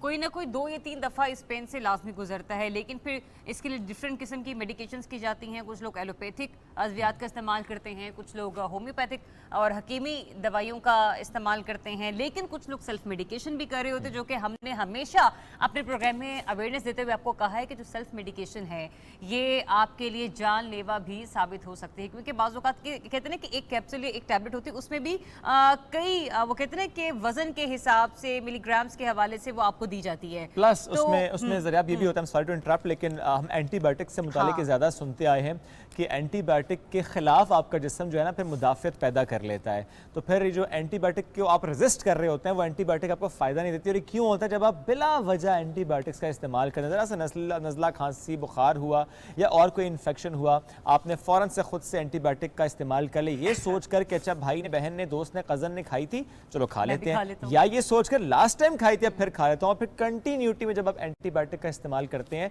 तो एक वक्त आता है कि जिस्म उसके खिलाफ मुदाफ़ियत पैदा कर लेती है और उसके बाद अगर आप वो एंटीबायोटिक इस्तेमाल करेंगे उसका कोई फ़ायदा आपको नहीं होगा। तो जो दवाई है वो आपने सिर्फ डॉक्टर की हिदायत से इस्तेमाल करनी है। टोटका कोई करना चाह रहा है, नानी दादी का तो भले करें, लेकिन दवाई का जो इस्तेमाल है वो डॉक्टर के मशवरे के बाद आपने करना है। ये वैसे आपने बहुत खूबसूरत बात की कि जो टोटका है ना वो आप जरूर कर सकते हैं, उसके लिए आपको डॉक्टर के पास जाने की जरूरत नहीं है, लेकिन फिर भी दादी नानी के टोटकों को जहां पर हम डिस्कस करेंगे वहीं पर हमारे साथ एक डॉक्टर साहब हमें ज्वाइन कर चुके हैं और माहिर अमराज मैदा डॉक्टर मुस्लिम अतीक साहब ने हमें ज्वाइन किया है। अस्सलाम वालेकुम अतीक साहब एंड वेरी गुड मॉर्निंग, कैसे हैं आप सर? अस्सलाम वालेकुम जी, अल्हम्दुलिल्लाह बिल्कुल खैरियत से। डॉक्टर साहब, हम लोग गैस्ट्रिक बीमारी के हवाले से बात करें, स्पेशली मैदे के हवाले से, तो सबसे पहले तो ये बताइएगा, ये मैदे में इतनी जल्दी दर्द का होना या बहुत से लोगों को बहुत ज़्यादा तकलीफ दे ये अमल से गुजरना पड़ता है, किन वजूहात की बिना पर ऐसा होता है? जी बिल्कुल, मैं भी आप लोगों की गुफ्तगू सुन रहा था और आप लोग बहुत सही बातें कर रहे थे उसमें। देखिए, जो सबसे बड़ी अवामिल सामने आते हैं वो ये होता है कि मैदे में किसी भी किस्म की सोजिश हो, और जो सोजिश की सबसे बड़ी वजह होती है वो 2 मेन वजूहात हैं। एक तो ये है कि तेज़ाबियत का ज़्यादा बनना, और दूसरी बड़ी वजह कोई ऐसी अद्वियात या मेडिसिन जो हम लेते हैं जिनकी वजह से मैदे की जो लाइनिंग है या झिल्ली है उसके अंदर ज़ख़म बन जाते हैं। ख़ुसूसन जो जो दिल के तकालीफ जिन पेशेंट्स को होती हैं, जिनको हार्ट अटैक हुआ या एंजाइना का मर्ज़ होता है, वो ऐसी अद्वियात उनको तजवीज़ की जाती हैं जिनसे दिल तो खून तो पतला रहता है, लेकिन साथ में एक साइड इफ़ेक्ट के तौर पे जो मैदे की झिल्ली है या उसका सरफेस है वो चूँकि नाजुक होता है उसमें ज़ख़म बन जाते हैं। लेकिन साथ में आपने एक बहुत ही ज़बरदस्त बात की और मैं उसको दोबारा से मेंशन करूँगा, वो ये था कि स्ट्रेस की वजह से, ज़हनी तनाव की वजह से पेट की दर्द होती है। और आप ये समझिए कि कम से कम मेरी प्रैक्टिस में, और मैं ये कहना गलत नहीं होगा कि बिलअमूम गैस्ट्रो की प्रैक्टिस में जो लोग मैदे के अमराज को देखते हैं, तकरीबन हर 3 में से 2 मरीज़ ऐसे होंगे जिनको स्ट्रेस रिलेटेड मैदे की तकलीफ़ होती है। और ना सिर्फ ये जानना बहुत ज़रूरी है, बल्कि इसको ज़हन में रखना और बावर कराना, उसके बारे में सोचना बहुत इम्पोर्टेंट है। लेकिन हमारे लिए एज़ फिजिशियंस ये काफ़ी चैलेंजिंग होता है कि पेशेंट को बताया जाए कि आपको स्ट्रेस है या डिप्रेशन है या एंग्जाइटी है और उसकी वजह से मैदे में दर्द है। तो हर दफ़ा मरीज़ इस बात को पसंद नहीं करते। सही है। अच्छा डॉक्टर साहब, क्योंकि मैं तो खुद इस सारे अमल से गुजर चुकी हूँ, ये बहुत ही मतलब आप खड़े भी नहीं हो पाते हैं, खुदा न खास्ता ऐसा लग रहा होता है कि आपको अभी मौत वाक़ई हो जाएगी, इस कदर तकलीफ दे पेन होती है। तो डॉक्टर साहब, मतलब जब मुझे भी मालूम हुआ कि मुझे अल्सर के करीब करीब इस तरह की सोजिश है और मेरी तबीयत ख़राब है, तो मैं भी यही कहा करती थी कि मैं तो डाइट प्रॉपर्ली ले रही हूँ, ठंडा खाना खा रही हूँ, सब्जियाँ खाती हूँ, तो फिर ऐसे कैसे पॉसिबल है? हमारे लोगों को ज़रा आगाही दें कि अगर वो खाने में बेहतरी महसूस कर रहे हैं लेकिन इसके बावजूद उनके मैदे में पेन है, तब वो कह सकते हैं कि हाँ उन्हें स्ट्रेस की वजह से पेन है, लिहाजा अब बहुत बेहतर हो गया कि जाके डॉक्टर से रुजू कर लिया जाए। जी बिल्कुल, देखिए इसमें 2-3 अवामिल हैं। एक तो बात यह कि हमारी डाइट जो है उसमें डेफिनेटली हम ऑयल का इस्तेमाल बहुत ज़्यादा करते हैं, और ऑयल के इस्तेमाल की वजह से ये होता है कि जो खाना हम खाते हैं वो पेट में ज़्यादा अरसे तक खड़ा रहता है और मूव नहीं करता। और जब पेट में खाना ज़्यादा अरसे तक खड़ा रहेगा, मूव नहीं करेगा, तो उसको डाइजेस्ट करने के लिए, हजम करने के लिए मैदा रिएक्शन के तौर पे ज़्यादा तेज़ाब या एसिड रिलीज़ करेगा, और जब वो एसिड ज़्यादा बढ़ेगा तो सर्टनली वहाँ पर उसका जो झिल्ली है या उसका जो सरफेस है उसको ज़्यादा नुकसान पहुँचेगा। तो एक तो ये चीज़ है कि हमारी डाइट है ही ऐसी कि उसमें थोड़े से ऐसे अवामिल हैं जिनकी वजह से मैदे पे स्ट्रेस पड़ता है। लेकिन दूसरा काम जो जो जो मुझे लगता है जिसके बारे में हम ज़्यादा तवज्जो नहीं देते, वो ये है खाने में बेएतदाली, और साथ में कोई टाइमिंग हमारी फिक्स नहीं होती। तो कई लोग होते हैं, आपने बुज़ुर्ग देखे होंगे, बहुत एहतमाम से खाना खाते हैं। सुबह उठे, एक बड़े एहतमाम से नाश्ता किया, फिर सुबह और दोपहर के दरमियान कुछ ऐसा नहीं खाया। इसी तरह दोपहर के बाद रात, जब दोपहर को खाना खा लिया तो रात तक मज़ीद कुछ और नहीं खाया। लेकिन हमारे यहाँ ख़ुसूसन कम उम्र के लोगों में बेएतदाली बहुत ज़्यादा है। जब हमें मौका मिलता है हम खाना खाते हैं, बल्कि दिन में 3 मरतबा के बजाय 4-5 मरतबा खाते हैं। और सबसे ज़्यादा जो खतरनाक, जी, और सबसे खतरनाक चीज़ कि रात सोने से थोड़ी देर पहले खाना खाते हैं। बस खाया और सो उससे गए। जी, सो गए, तो वो जो सारा खाना है वो वैसे ही अपने आपके पेट में मौजूद है, और तेज़ाब जो है वो सारा आपको महसूस होता है और वो नुकसान पहुँचाता है। तो ये कुछ चीज़ें ऐसी हैं जो कि जिन पे गौर करना बहुत ज़रूरी है। ठीक, डॉक्टर साहब ये बताइएगा कि यूं तो गैस प्रोड्यूस होना और गैस एक्सक्रीट होना एक नॉर्मल प्रोसेस है, लेकिन कुछ लोगों में, और मैं अब ये ज़रूर कहूँगा कि यंगस्टर में हम ये देख रहे हैं कि गैसेस ज़्यादा प्रोड्यूस हो रही हैं, और वो जो गैस्ट्रिक पेन है उसकी वजह से लाइफस्टाइल बहुत मुतासर हो जाता है। तो गैस क्यों ज़्यादा प्रोड्यूस होती है? क्या गलती कोताही हो रही है? खाने पीने की गलती होती है, एक्सरसाइज नहीं करे उसकी वजह से हो रहा है, ये क्या मामला? अगर हो तो फिर क्या किया जाए? मेडिसिन के बगैर क्या इसका इलाज है? देखिए, कुछ ऐसे सिलसिले हैं जिसके अंदर हमारा कुछ कंट्रोल नहीं है। जिस तरह जिन पेशेंट को ज़ियाबेतिस या शुगर होती है, उनके अंदर सिस्टम ऐसा होता है कि ये जो जिसको हम ब्लोटिंग कहते हैं, या पेट का फूल जाना, या फारापन, या जिसको आम अल्फाज में कहते हैं गैस बन जाना, ये काफ़ी ज़्यादा होता है। इसी तरह कुछ ऐसे पेशेंट्स हैं जो बहुत ज़्यादा मूव नहीं कर सकते, जिस तरह जोड़ों की बीमारी है, या बड़ी उम्र है, या पार्किंसन के पेशेंट्स हैं, स्ट्रोक के पेशेंट्स हैं, उनके अंदर भी ये सिलसिला ज़्यादा रहता है। लेकिन जो लोग वैसे अदरवाइज़ हेल्दी हैं और कोई और उनका मसला नहीं है, उनमें सर्टनली डाइटरी इश्यूज़ होते हैं जिनकी हमने कुछ तरफ इशारा भी किया। और सबसे इम्पॉर्टेंट और अहम बात फिर वही है कि अपनी खाने में और अपनी पूरी रूटीन में एक एतदाल पैदा किया जाए। और छोटी-छोटी सी इस तरह के सिलसिले हैं, जिस तरह मिसाल के तौर पे स्पेशली रात के टाइम कार्बोहाइड्रेट्स, जिनमें रोटी और चावल और ये सारी चीज़ें होती हैं, उनको बहुत ही छोटे अमाउंट में खाया जाए, बहुत ज़्यादा बड़े अमाउंट में ना खाया जाए, क्योंकि उनसे ये सारे मसाइल पैदा हो सकते हैं। और जो नहीं खाते, हाँ, ये क्वेश्चन भी है और ये तजवीज़ भी है, क्योंकि ये जरा प्रोड्यूसर साहब का हमारा सवाल था जो बहुत सारे लोगों की रहनुमाई करेगा कि आप खाना नहीं भी खाते ना, ये सोच के कि कुछ खाऊंगी तो तकलीफ होगी। कहते हैं कि अगर आप खाना नहीं खा रहे ना तो उससे तेजाबियत पैदा होती है और स्टमक जो है वो फिर चीखना चिल्लाना शुरू कर देता है। एक तो ये पॉइंट। दूसरा ये भी बताया कि कहा जाता है कि जिसमें अच्छे बैक्टीरियाज का होना भी बहुत ज़रूरी है और बाज़ वक़्त बुरे बैक्टीरियाज का भी होना बहुत ज़रूरी होता है। तो वहाँ पर उसको किल कौन सी चीज़ें करती हैं? Bakery products. इसके बारे में भी ज़रा थोड़ी सी आगाही दीजिएगा। जी ज़रूर, बिल्कुल। तो जिस तरह आपने बिल्कुल कहा कि पेट को खाली रखा जाए तो नेचुरल सी बात है कि वहाँ पे तेज़ाब बनेगा, और वो जो तेज़ाब वहाँ पे पहले से मौजूद है उसको न्यूट्रलाइज करने के लिए या उसका असर ज़ाइल करने के लिए हमारे पास कोई ऐसी चीज़ नहीं होगी कि हम उसके असर को ज़ाइल करें।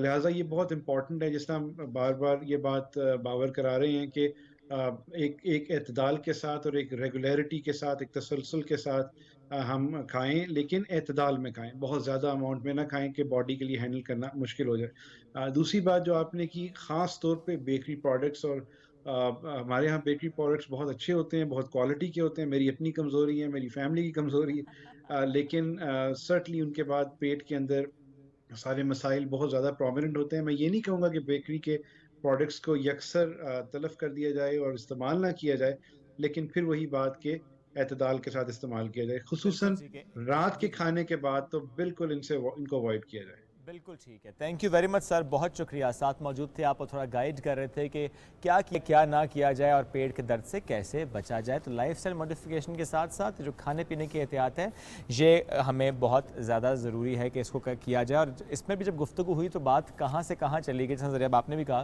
कि स्ट्रेस रिलेटेड पेन होता है, तो स्ट्रेस से और भी बड़ा कुछ होता है। जब आप स्ट्रेस लेते हैं बाल भी गिर जाते हैं, तो ज़रा बाल जो गिर जाते हैं इसकी बात भी आज करते हैं। ट्राइकोलॉजिस्ट नौशीन इफ्तिखार साहब आ चुकी हैं स्टूडियोज में, उनसे गुफ्तगू करेंगे। अस्सलाम वालेकुम, कैसी हैं आप? Very good morning. अस्सलाम वालेकुम। वालेकुम मैं सलाम। बिल्कुल ठीक हूँ, आप कैसे हैं? ज़बरदस्त। कितना फ़ीसद ये फैक्टर होता है स्ट्रेस से बाल गिर रहे हैं? बहुत 70% फैक्टर होता है। लो कि भाई, आपके- पेट के दर्द से निकले तो यहाँ फंस गए। हाँ जी बिल्कुल। स्ट्रेस तो देखें, एक अमेरिका के अंदर जो सबसे ज़्यादा मेडिसिन बिकती है वो स्ट्रेस की बिकती है। अमजद इस्लाम अमजद का शेर याद आ गया कि पेड़ को दीमक लग जाए या आदमजात को गम, दोनों को ही अमजद हमने बचते देखा काम। तो स्ट्रेस ऐसा फैक्टर है, आप देखिए एक अच्छा खासा इंसान है जो देखने में बज़ाहिर बिल्कुल ठीक लग रहा होता है, लेकिन स्ट्रेस से वो आप अपने हाथों से अपनी जान ले लेता है। तो स्ट्रेस तो कातिल है। तो ये आपकी बाल, आपकी स्किन, आपका इम्यून सिस्टम सब तबाह कर देते हैं। कोविड भी हमने देखा कि वो लोग जो ज़्यादा स्ट्रेस थे उनको कोविड थोड़ा ज़्यादा हुआ, क्योंकि डर और खौफ की वजह से आपका इम्यून सिस्टम स्ट्रेस हो जाता था। तो स्ट्रेस को तो अगर हम कहें तो बिल्कुल हर बंदा आजकल, आप जिससे पूछें जी प्रॉब्लम क्या है, प्रॉब्लम नहीं है, बस स्ट्रेस बहुत ज़्यादा है, स्ट्रेस बहुत ज़्यादा है। तो फरफ नौशीन साहिबा, ये स्ट्रेस कैसे खत्म करना है? ये स्ट्रेस आपका शो देख के खत्म करना क्या बात है। तो बड़ा अच्छा मैं तो comment सोच दिया रहा कहेंगे कि मैं बताऊंगी आपको स्ट्रेस कैसे खत्म करना है, बाल वापस आएंगे, स्ट्रेस खत्म हो जाएगा। सुबह पाकिस्तान आप लोग देखना शुरू कर दें, आपका स्ट्रेस जो है वो खत्म होना शुरू हो जाएगा, और अगर आपके गिरते हुए बाल हैं तो वो वापस आना शुरू हो जाएगा। अच्छा, इसमें जरा ये बात की जाती है ना, मैं स्ट्रेस लेता हूँ बाल गिरते हैं, मेरे बाल गिरते हैं मैं इसलिए स्ट्रेस लेता हूँ। अब किधर को जाए, दोनों तरफ ही फंस गए। देखें, बाल गिरना अहम प्रॉब्लम नहीं है, ये बात याद रखिएगा। अच्छा। बाल गिर के ना उगना अहम प्रॉब्लम है।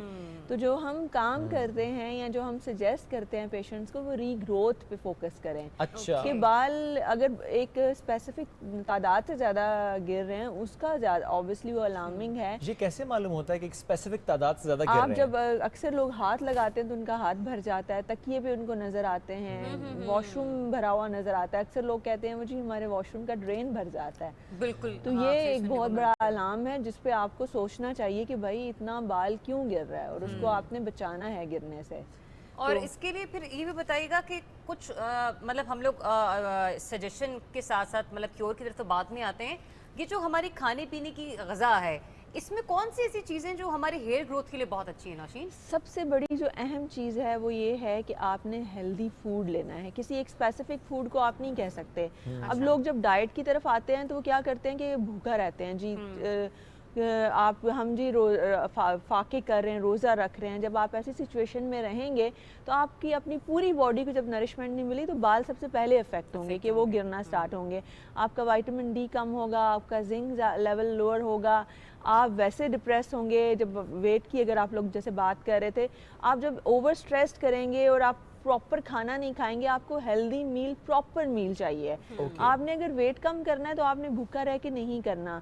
अब उसके अंदर कुछ लोग हैं जो रोटी का इंटेक ज़्यादा करते हैं, वो भी आप छोड़ भी नहीं सकते रोटी, क्योंकि हम पहले दिन से जब हमने नवाला लेना सीखा तो हमने रोटी का लिया, उसको अगर हम छोड़ेंगे तो वो भी हमारे बालों पे अफेक्ट करेगा। तो आपने अपनी डाइट को बैलेंस करना है कि हम ये कह दें कि ये खाओ तो इससे बाल ठीक हो जाएंगे, ऐसी कोई इसमें जो कहा जाता है कि अंडे खाना शुरू कर दो बाल आपके अच्छे हो जाते हैं। अंडे में बेसिकली विटामिन डी लेवल थोड़ा इन्हेंस होता है, तो जब वो आप खाते हैं विटामिन डी का लेवल आपका मेंटेन रहता है, तो उससे बालों में काफी फर्क आता है। डायरेक्टली अप्लाई करना भी?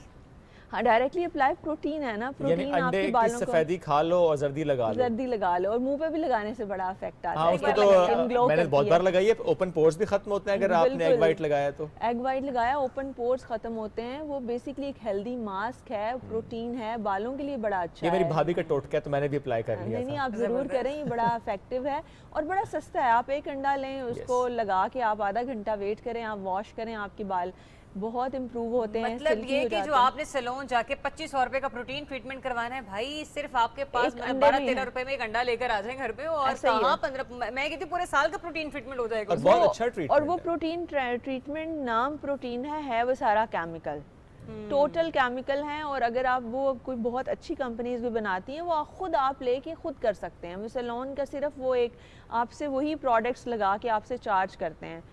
नॉर्मली हमारे यहाँ ये कॉन्सेप्ट बन गया, अगर हम सैलून में भी हो सकता है कि वो अगर अंडा लगा के आपको भेज दें तो आपको कहाँ पता चलेगा। नॉर्मली केमिकल बेस्ड ही चीज़ें लगाते हैं वो लोग। ठीक है, अब आप जो रीग्रोथ की बात करें तो क्या वाकई ये फोकस रीग्रोथ पर होता है, या कुछ लोग ऐसे होते हैं जिनको फिर कहा जाता है कि भाई transplant is the only option left? देखिए उसमें वो पेशेंट को देख के डिसीजन होता है। अब अगर जैसे आप हैं, माशाल्लाह आपके बाल तो अच्छे हैं, इतने तो गिर गए। आप आके कहेंगे मेरे बाल, तो आपको ट्रांसप्लांट का ऑप्शन नहीं देंगे। आपको यही कहेंगे कि I value your on here. मैं इसी चीज़ पे फोकस करती हूँ कि पेशेंट को ये समझाएं कि आप अपने बाल के बगैर ट्रांसप्लांट भी उतना सक्सेसफुल नहीं है। ट्रांसप्लांट कोई मैजिक नहीं है। अगर आपका अपना बाल है तो तभी ट्रांसप्लांट सक्सेसफुल होगा, ज़्यादा अच्छा लगेगा, डेंसिटी लेवल और इन्हेंस होगा।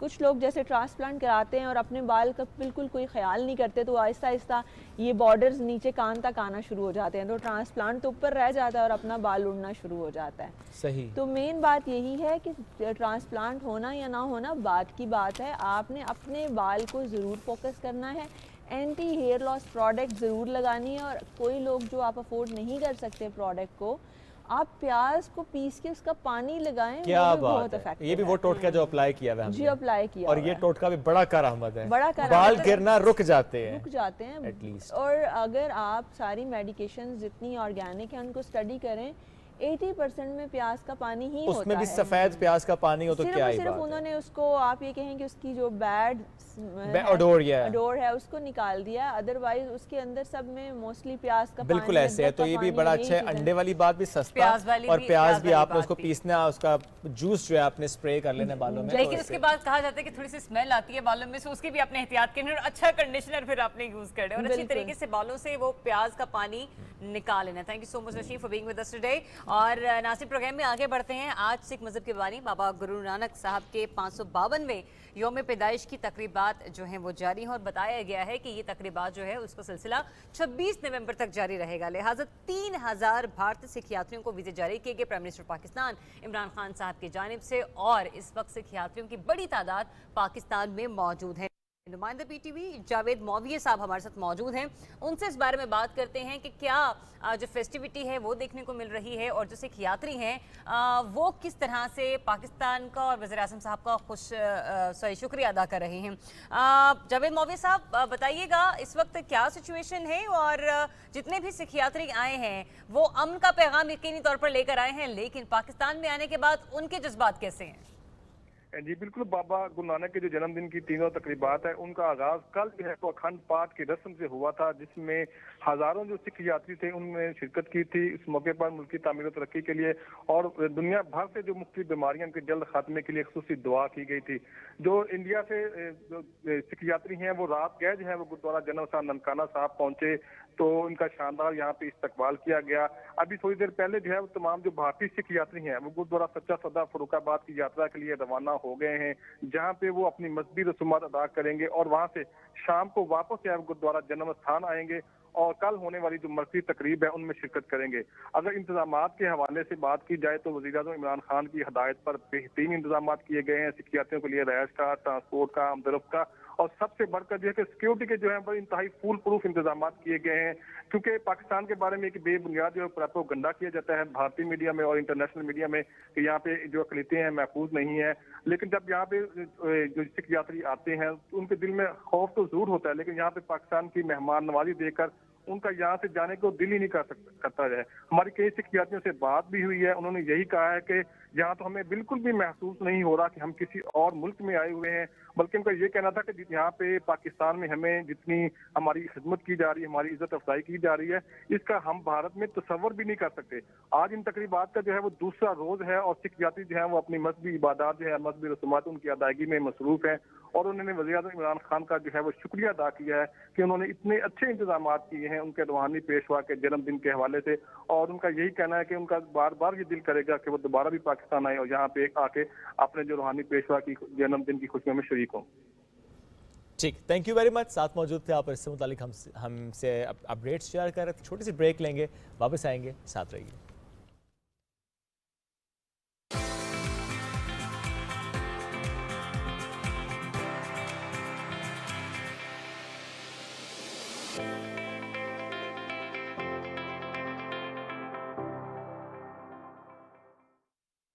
KASB K ट्रेड लाया इन्वेस्टमेंट की सहूलत तमाम पाकिस्तानियों के लिए।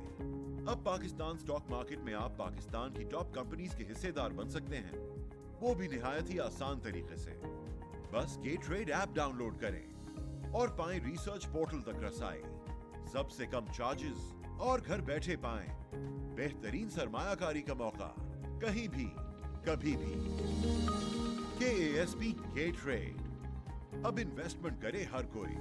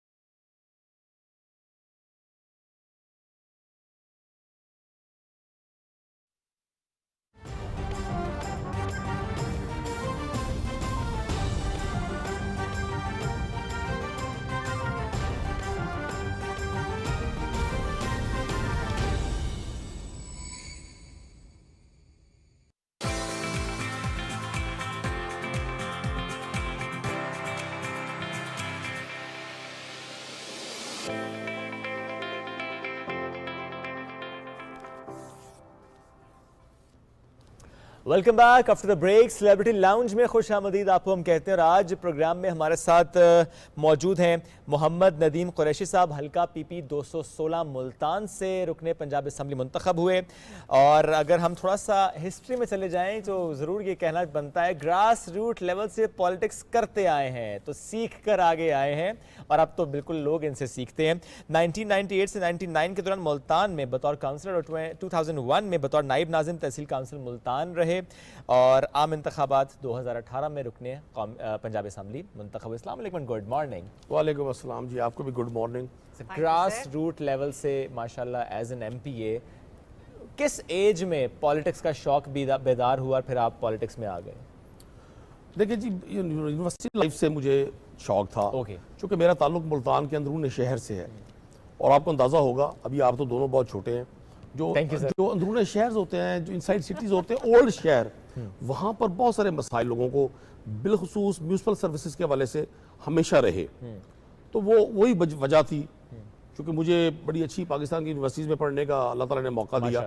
जब मैं यूनिवर्सिटी से वापस अपने घर आता था, उस ज़माने में फ्राइडे की छुट्टी हुआ करती थी या समर वेकेशन या जो भी, तो मुझे बड़ी तकलीफ़ हुआ करती थी कि मुल्तान एक ऐसा शहर है जिसकी दमिश्क के बाद हिस्ट्री भी लोगों को मालूम नहीं है।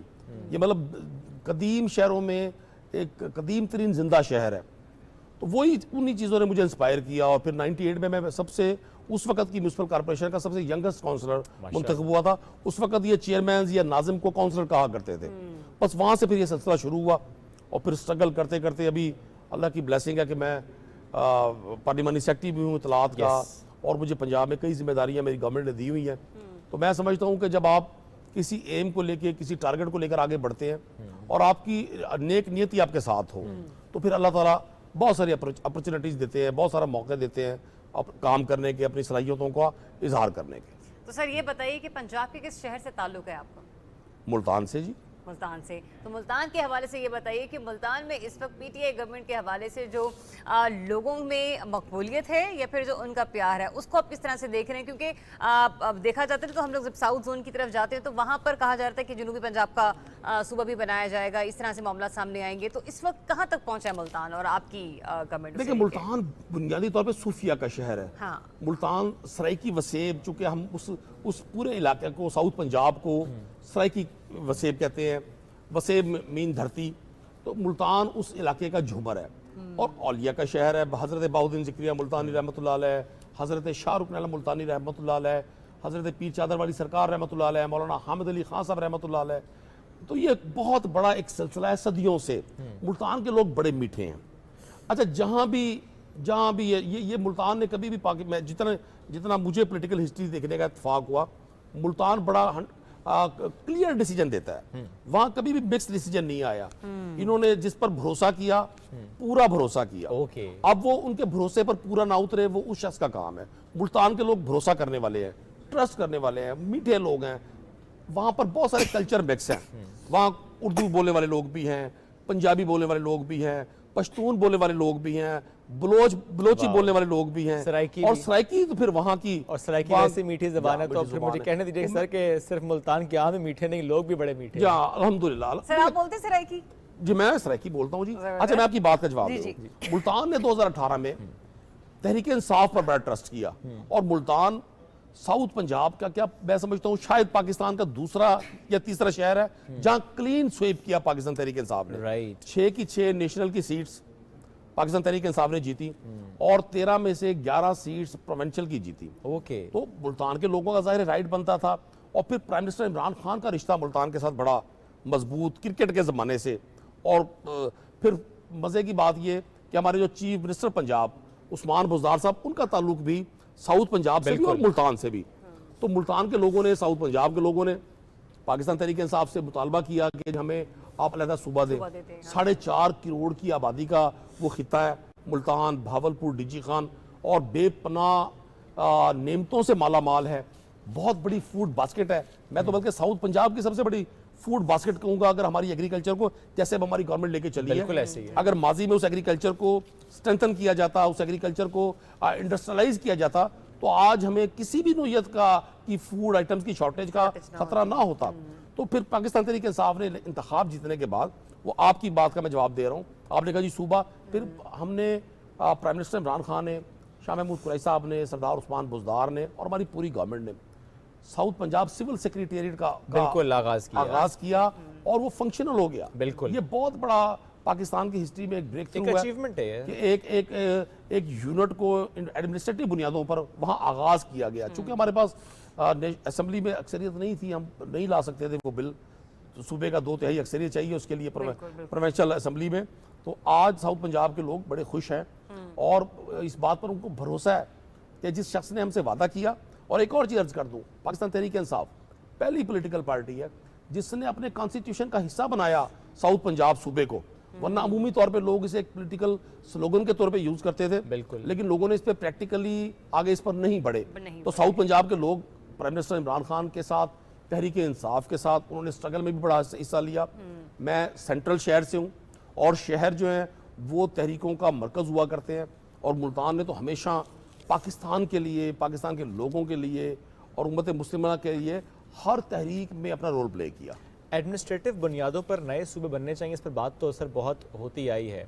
हर पार्टी का मौक़िफ़ दूसरे सूबे में जाके बदलता भी हमने देखा है कि पीपल्स पार्टी का मौक़िफ़ सिंध में कुछ और होता है, यहाँ आके बदल जाता है। एडमिनिस्ट्रेटिव बुनियादों पर अगर सूबे तकसीम हो तो पंजाब को कितना डिवाइड होना चाहिए? देखिए, हमने ये देखना ये है, डेवोल्यूशन पार नहीं होगी, हम कभी भी आम आदमी के उस इशू को हल नहीं कर सकेंगे जो मतलब कई दहाइयों से जिन इश्यूज ने सर उठाया हुआ है। बिल्कुल ऐसे। हम 20-22 करोड़ की आबादी का मुल्क है। मैं तो ज़ाती तौर पे, मेरी ज़ाती राय है, पार्टी के डिसीजंस वो ज़ाहिर है वहाँ बड़े लेवल पे थिंक टैंक्स बैठे होते हैं, और वो बहुत सारी चीज़ों को मद्देनजर रख के डिसीजंस करते हैं। मैं समझता हूँ पूरे पाकिस्तान में इंतजामी यूनिट बनने चाहिए, और सूबों का साइज छोटा होना चाहिए, ताकि कम पॉपुलेशन हो, और लोगों को जो लीड कर रहे हो प्रोविंशियल हेड्स हो जो हो, उनको काम करने में आसानी हो, और वो सही मानों में हेल्थ में, एग्रीकल्चर में, एजुकेशन में लोगों को डिलीवर कर सके। तो फिर पंजाब कितने हिस्सों में टूटे? देखिए, नहीं, ये इसको टूटना नहीं कहेंगे, इसको टूटना नहीं कहेंगे। ठीक है, मैं समझता हूँ इसको हम पाकिस्तान को मजबूत करना कहेंगे, क्योंकि कराची का अगर रहने वाला दादू या शादातपुर के लोगों के लेवल पर उसको फैसिलिटेट नहीं किया जा रहा, या दादू और शादातपुर के लोग कराची की तरह फैसिलिटेट नहीं हो रहे, या लाहौर में रहने वाला शख्स बहुत ज़्यादा इजी है बनिस्बत इसके कि साउथ पंजाब में लिया, भक्कर, मियाँ वाली, सादकाबाद और मुल्तान, ये लोग, तो मैं समझता हूँ जब हम लोगों को उनकी बुनियादी सहूलतें देंगे तो ये पाकिस्तान मजबूत होगा। बिल्कुल ठीक, पाकिस्तान तरक्की करेगा, और पाकिस्तान के ये सारे रंग हैं, पाकिस्तान के ये इस खूबसूरत गुलदस्ते के ये सारे फ्लावर्स हैं, इनके अपने अपने कलर्स हैं, इनकी अपनी अपनी खुशबू है। तो मुझे, और एक खुशबू मुझे भी यार वो है चाय की खुशबू, जो कि आपकी फरमाइश पे मंगवा दी गई है। तो शाम लिया, और मैं बस एक जुमला जरूर यहाँ से आप कहूँगा कि तस्हीह कह लें इसको, या ये बड़ा ज़रूरी है चूंकि जो ऑपोजिशन है वो ये लफ्ज़ इस्तेमाल करती है जी कि अगर डिवाइड की बात करें टूट जाएगा, तो इसलिए मैंने सवाल भी किया। ये वाकई बड़ा दोस्त आपने जवाब दिया, ये टूटने की बात नहीं है, ये जुड़ने की बात है और ये आगे बढ़ने की बात है। आगे बढ़ते बढ़ते चाहे तो आगे ये बताएं कि खाने पीने की ज़रा बात कर लेते हैं।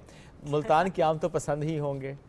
देखिए जी, मुल्तान में रहने वाला ना जी, ये लोग मीठे भी इसलिए हैं, और मेरी इस पे इसलिए ज़्यादा सोन हलवा भी पसंद किया जाता है। मैं थोड़ा सा पॉलिटिक्स का के साथ साथ हिस्ट्री का भी स्टूडेंट हूं। अच्छा। मैंने ये जो ट्रेडिशंस होती हैं ना जी किसी भी खित्ते की, ये वहाँ के रहने वालों की शख्सियत में भी नुमाया होती है। आपको पहाड़ों में रहने वाले हमारे पख्तून बलोच बड़े बहादुर और बड़े दलेर और बड़े मजबूत मिलेंगे। इसी तरह से अंदरून सिंध के लोग हमारे बड़े नफीस, बड़े धीमे मिजाज के, बड़े मेहमान नवाज। इसी तरह से मुख्तलिफ रंग हैं। आपको कश्मीर गिलगित बल्तिस्तान के लोगों की रवायात उनकी शख्सियत में नजर आएंगी। तो मुल्तान के लोग भी, चूंकि एक तो मुल्तान मैंगोज का हब है, और मुझे ये प्राउड है कि मैं उस खिते की नुमाइंदगी करता हूँ जिसको अल्लाह ताला ने दुनिया के सबसे मीठे आम का तोहफा दिया। क्या बात। इतना स्वीट मैंगो पूरी दुनिया में कहीं नहीं है। कितनी बार ऐसा हुआ स्वीट मैंगो तोड़ने के लिए बचपन में दरख्तों पे चढ़े? असल में हम अर्बन एरियाज के लोग हैं। ओके। और जो विलेज था हमसे दूर था, लेकिन चूंकि मैं एग्रीकल्चर फैमिली से मेरा ताल्लुक है, तो ये बहुत सारे हमें इत्तफाकात हुए, बहुत सारे वाकयात हुए। और मुल्तान में, भावलपुर में, रहीमियार खान में जो बच्चे हैं छोटे, अगर वो उनको मैंगो तोड़ने की प्रैक्टिस नहीं है ना, फिर उन्हें किसी चीज की प्रैक्टिस नहीं है। इसका मतलब आपने बचपन में खूब आम तोड़े? जी हाँ, बहुत तोड़े जी, बहुत। तो सर ये बताइए कि देसी खानों में, पाकिस्तानी देसी खानों में आपके पसंदीदा खाने कौन कौन से हैं?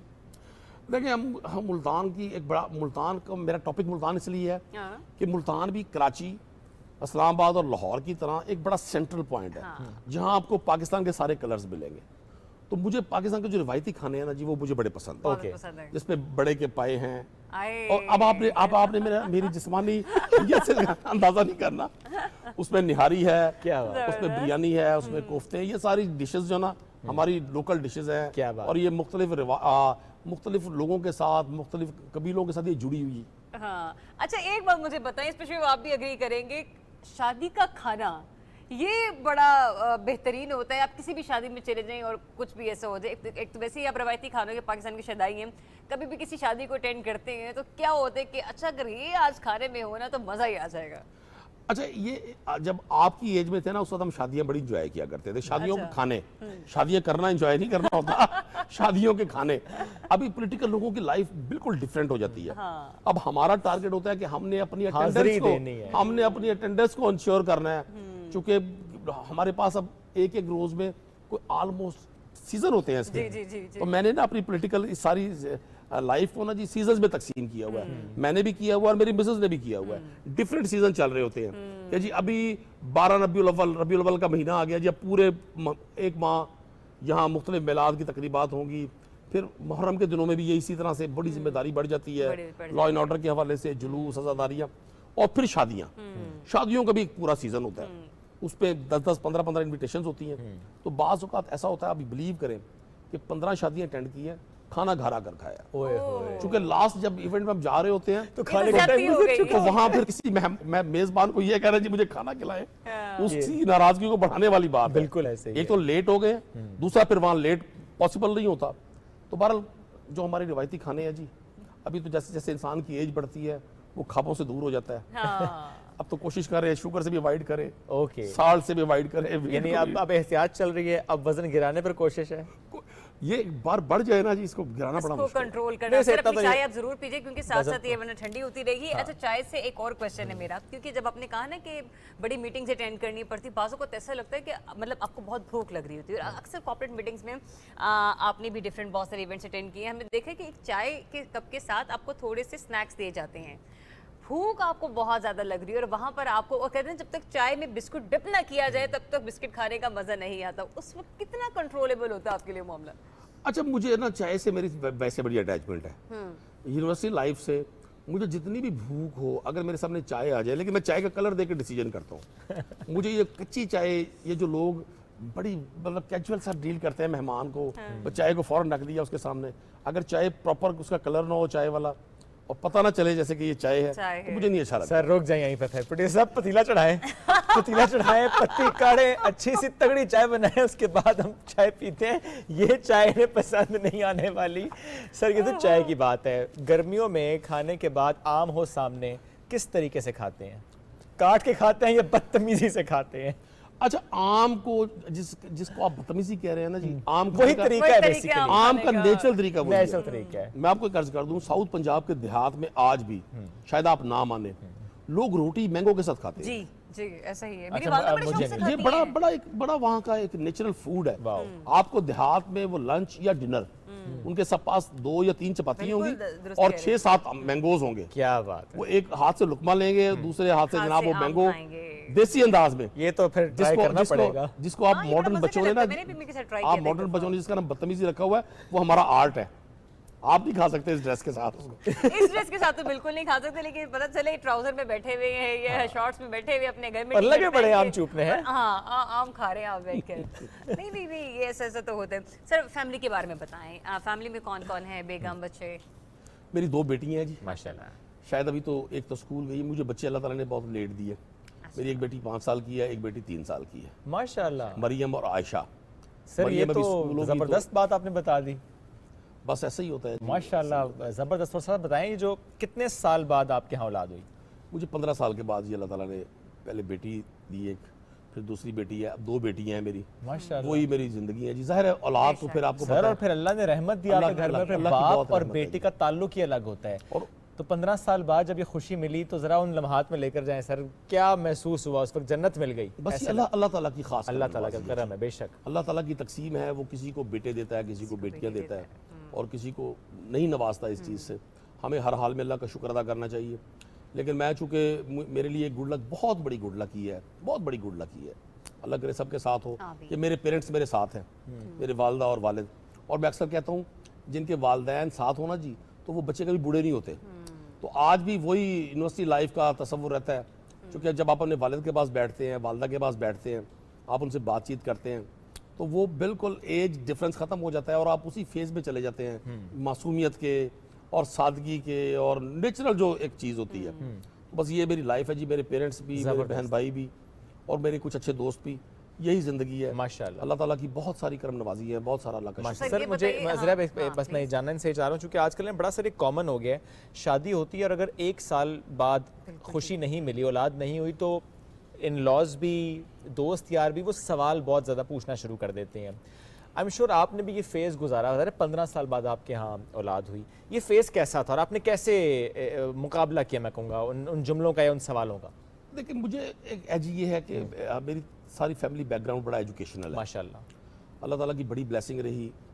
तो ये बहुत मुश्किल होता है, इसमें क्वेश्चनिंग तो लोग करते हैं, बड़े मशवरे देते हैं, जो आपको मिलेगा वो किसी हकीम का, किसी पीर का बताएगा कि जी उससे दम करवाए। लेकिन बहरहाल आपको एक चीज़ अर्ज कर दूँ, हर दौर ने गुजर जाना होता है बेशक, और मेरा ये ईमान है, और मैं अपने देखने वालों से भी यही हर जगह यही कहता हूँ, जो मुझे इस वक्त देख रहे हैं, क्योंकि मैं अपनी पार्टी का स्पोक्स पर्सन भी हूँ, मुझे बहुत सारे चैनल्स पे बात करने का मौका मिलता है। अभी तो मैं आजकल पाकिस्तान की नुमाइंदगी, मेरे लिए बड़ा प्राउड है कि मैं मुख्तलिफ इंडियन चैनल्स पे भी कर रहा हूँ। तो मैं हर शख्स को यही कहता हूँ कि अल्लाह पर भरोसा ज़रूर रखना चाहिए। दुनिया की सबसे बड़ी ताकत अल्लाह ताला पर भरोसा है बेशक, और अल्लाह ताला कभी लोगों को मायूस नहीं करता। ये तो कुरान पाक का फैसला है। बेशक बेशक, कि आप जैसी उम्मीद रखेंगे अल्लाह ताला को वैसा अल्लाह हो जाएगा, और इसमें कोई शक नहीं, जैसी उम्मीद रखेंगे अल्लाह वैसा हो जाएगा। चलें सर, आप जरा सा, चूंकि आपने खुद एक और बात कर दी कि इंडियन चैनल्स पे आप नुमाइंदगी करते हैं, अर्नब गोस्वामी के प्रोग्राम में भी कभी शिरकत करते हैं। अब कैसे दिमाग पढ़ती है मेरा? और इससे पहले भी जो आप सवाल करने जा रहे थे, मेरा वही सवाल था, कैसे पढ़ती है दिमाग? बस देख ले, इसको कहते हैं केमिस्ट्री। अच्छा, मैं मुझे पिछले कोई ऑलमोस्ट कोई 1 साल से इत्तेफाक हुआ, और मुझे बड़ी खुशी महसूस हुई वो प्रोग्राम्स अटेंड करके। अच्छा, हम चूँकि हमारे नेचुरल जो हमारा लोकल जो माहौल है, हम विद इन द पाकिस्तान, आपने देखा होगा बहुत सारी चीज़ों पर बड़ा नेगेटिव डिस्कस कर रहे होते हैं, बड़ा नेगेटिव सोच रहे होते हैं, एक अफसुर्दगी की कैफियत हमने तारी की होती है। मैं जब इंडियन चैनल्स पे, अभी तो मुझे बड़ी ऑफर्स आने लग गई हैं उनकी, मतलब 6-6, 7-7 प्रोग्राम्स की मुझे एक दिन में इन्विटेशंस होती हैं। वो पॉसिबल नहीं है, बिल्कुल ऐसे। मुझे यहाँ मेरे पे जिम्मेदारी भी है, बिल्कुल बिल्कुल, एक हल्के की नुमाइंदगी भी है, लोगों की तवक्कुआत भी है। मैंने एक चीज़ बड़ी प्लेजेंट फील की है कि वो हमसे बड़े मुतासिर हैं। अच्छा ये बड़ी तारीख मतलब बड़ी अजीब और गरीब बात है, वो हम अपने आप से खुद बड़े मायूस है और वो हमसे लेकिन जो हमारा अपोनेंट है जो मतलब जो हर जगह पर हमें डिच करने की कोशिश करता है, वो क्रिकेट के मैदान हो, वो हमारा इंटरनेशनल एक्सपोजर हो, हमारी एक्सपोर्ट्स हो, हमारी इंटरनेशनल रिलेशनिंग हो, उसकी कोशिश होती है। उन्होंने बड़ा अपना उनका लॉबी सिस्टम बड़ा स्ट्रांग है, उन्होंने बड़ी इन्वेस्टमेंट्स की हुई हैं कि पाकिस्तान को हर सूरत अंडरमाइन किया जाए, लेकिन मैंने देखा कि वो पाकिस्तान से बड़े मुतासर है। सर उसकी एक शायद वजह ये भी है, वो जहाज आए तो हम गिरा देते हैं, आप 2 आए तो भगा देते हैं। नहीं ये वजह भी है, लेकिन हमने बहुत सारे उनके जहाज़ों को जाने भी दिया। पाकिस्तान ने बड़ा शानदार रोल प्ले किया। बिल्कुल ऐसी है, अमन की पॉलिसी पर, अमन की पॉलिसी। और अभी देखिए अब हम जैसे डिबेट कर रहे हैं बैठ के, आप बात कर रहे हैं मैं जवाब दे रहा हूँ, वहाँ ये कल्चर नहीं है, बिल्कुल नहीं है। तो शुरू के जो प्रोग्राम्स थे, जब मैंने उनके प्रोग्राम्स अटेंड किए तो मुझे बड़ा तनकीद का सामना करना पड़ा। मुझे बहुत सारे लोगों ने, मैंने देखा कि पाकिस्तानी दुनिया की हर हिस्से से लोगों ने मुझे गाइड किया कि जी आप तो बात ही नहीं कर पा रहे। फिर मैंने उन्हीं की टोन में बात शुरू की। अब अल्लाह का बड़ा करम है, अब वो मुझे उनसे एग्रीमेंट है कि आप 4 मिनट सवाल करेंगे, 2 मिनट का जवाब भी सुनेंगे। तो अब बहुत अच्छा माशाल्लाह एक सिलसिला बना हुआ है। लेकिन हमारा, मैं समझता हूँ आज भी पूरे साउथ एशिया में, मैं समझता हूँ पाकिस्तानी मीडिया और बिलखुसूस पीटीवी, इसका अपना है। पीटीवी तो एक हमारी एडिक्शन है, पीटीवी का अपना एक अंदाज है, और पीटीवी का ये शो, और पीटीवी का मैंने आज आपका ये जो देखा है माशाल्लाह, आपका ये सेट भी देखा, क्या बात। और फिर आप लोगों की क्वेश्चनिंग भी। और सबसे अच्छी बात जो मुझे लगी, ये मैं ज़रूर करूँगा बात, आपने माइंड नहीं करना, मुझे पीटीवी पे कोई बंदा जावेद की बजाय जवेद कहे ना, मुझे बड़ी उलझन होती है। मैं उर्दू की प्रोनाउंसिएशन का ना जी मुझे बड़ा क्रेज़ है। और बिलखुसूस मैं ये पीटीवी को क्रेडिट दूंगा, मैंने जितने पीटीवी के शोज़ देखता हूँ, भले वो टॉक शोज़ हों, एग्रीकल्चर पर प्रोग्राम हो, हेल्थ पर हो, किसी भी इशू पर हो, ये पीटीवी ने अपना खासा है, ये पीटीवी ने अपना खासा बरकरार रखा। अभी तो चूंकि प्राइवेट चैनल्स आ गए हैं, कंपटीशन बड़ा बढ़ गया इलेक्ट्रॉनिक मीडिया में, लेकिन पीटीवी आज भी आप जैसे जो शुस्ता उर्दू बोलने वाले लखनवी अंदाज़े गुफ्तगू, जिसमें आदाब अर्ज और जिसमें गुजारिश और खुलूस और प्रोनाउंसिएशन उर्दू की, तो ये मुझे बड़ा अच्छा लगता है। और उर्दू वैसे भी बहुत मीठी ज़बान है अगर इसको कोई समझे तो, लेकिन वो कहते हैं कि हम लोग मगरिब का अंदाज अपनाने पर तुले में, कि इंग्लिश सिर्फ अंग्रेजी एक ज़बान है, ये कोई तहजीब नहीं है, मोड ऑफ कम्युनिकेशन है। उर्दू एक मुकम्मल तहजीब है। Thank you so much sir अपना वक्त देने के लिए, और चाय कैसी बड़ा मज़ा आया। चाय को मैं 33 नंबर दूंगा जी। बस हमने पतीला चढ़ाया है सर, अभी पीते हैं कड़ी हुई चाय। Thank you very much sir, खुश रहें, बहुत सी दुआएं, बहुत अच्छा लगा। और यकीन करें आप वो वाहिद हमारा जिससे हमें शरारत करने का दिल चाह रहा था बार बार। चले जी, बहुत शुक्रिया। वक्त हो गया ख़त्म, आपसे मुलाकात करेंगे कल, अपना बहुत सा ख्याल रखिए, अल्लाह हाफ़िज़।